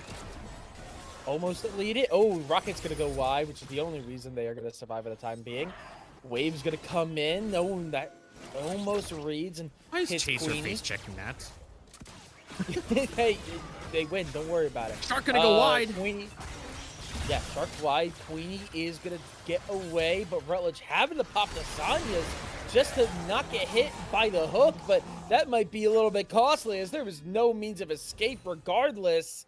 That's going to be now 4 members left standing for XSV. Tier 2 and mid is gone. Kuzu not going to be long for the world. Pulled back, stunned up, knocked up. There is nothing they can do in that circumstance as now Elysium are just walking forward. XSV have to sit there and watch. Is this game? Do they just win game off the back of this? It depends on how well they can use the Jinx resets. They are going to get 2 now. And a third stack in a wave. Okay. Viva could pop ulti. There's not enough damage coming out of Angel to clear these waves. As now the first Nexus Tower will fall. As Queenie trying to go in will get flayed. And it might just be it. Gone. Yeah, 28 minutes. Gonna fall. They have the wave. It's gonna be quicker than game number 1, which we already said was a quick game. After an absolute blowout banger, 52-minute game in game number 2, Elysium say, okay, guys, it's time to lock in and absolutely walk through XSV in a sub 29-minute game. Elysium are going to win the series and secure their spot in the 3rd place of the group. Yeah, that should lock them in to the upper bracket. There is still one more week, I believe. They might have a chance to raise their stock even more. But a very, very nice team fight and a very nice bounce back from the game 2 defeat. And I mean, I don't know if they could have played that Baron any better. They grouped up well. The Mundo, I mean, obviously, if you catch the fish out of position and they zonias themselves into one spot and just die, and then your Mundo is 1v0 against the bot towers, it's kind of hard to play. But they used the Baron well. They closed out incredibly well and concisely, and they played around their strength. Unfortunately, Kiba had a rough game versus that Fizz, but such is the life when you pick Syndra and get counterpicked. But I mean, Rutledge, apart from landing 2 fish on to Chaser, didn't really have. I can't say didn't have as much of an impact. That impact was massive. It took the Jinx out of the fight in both key outings. But other than that, I mean, Viva played well in the Mundo. Autumn Leaf did a really good job of pushing forward constantly without going too far. And Kiba was relentless. Continued to play well, didn't drop off, didn't get into their feelings despite starting off 0-4-0. And then the bot lane. Ahop was on point with those plays. Queenie could not play the game versus that Thresh. I don't think I saw a single jump land while Ahop had those flays available. I even saw like a frame one flay when Queenie was trying to jump on mid lane and Thresh was over the wall. It was phenomenal. And then Chaser, I think the hero of this game, was an absolute monster on this Jinx from lane to mid game to end game. Just absolutely carried this Elysium team and was the one doing a lot of damage. But I mean, hey, they won 2-1. They guarantee their spot in the. They guarantee themselves a second life in our playoffs. And I mean, when you play a game like that, who can deny you that? Absolutely. I agree. I think overall, he has to go to either Chaser or Autumn Leaf.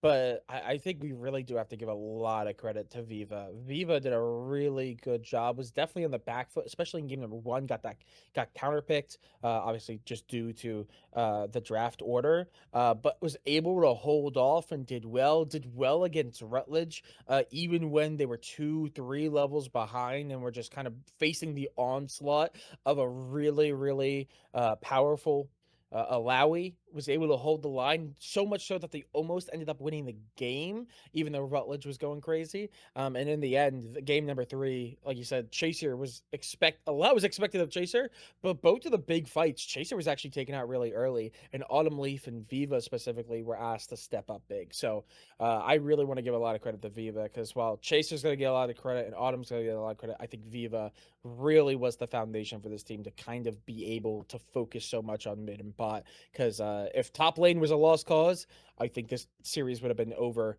very quick, and I don't think it would have been a 2-1 in favor of Elysium. Yeah, I mean, it always takes a weak side player to have your strong side be the strong as possible. Um, but with all that said, Soren, we are going to close this one out. Thank you to everyone who stuck around after game number two. That was a banger of a 52-minute game with 5 Barons, as I was corrected. So if you were coming from another stream or just getting here as we close on out, go take a look on our VODs to go see that one. It was very exciting. But we're going to close this one out. We are going to head off to bed. It is 11:20 p.m. Eastern time.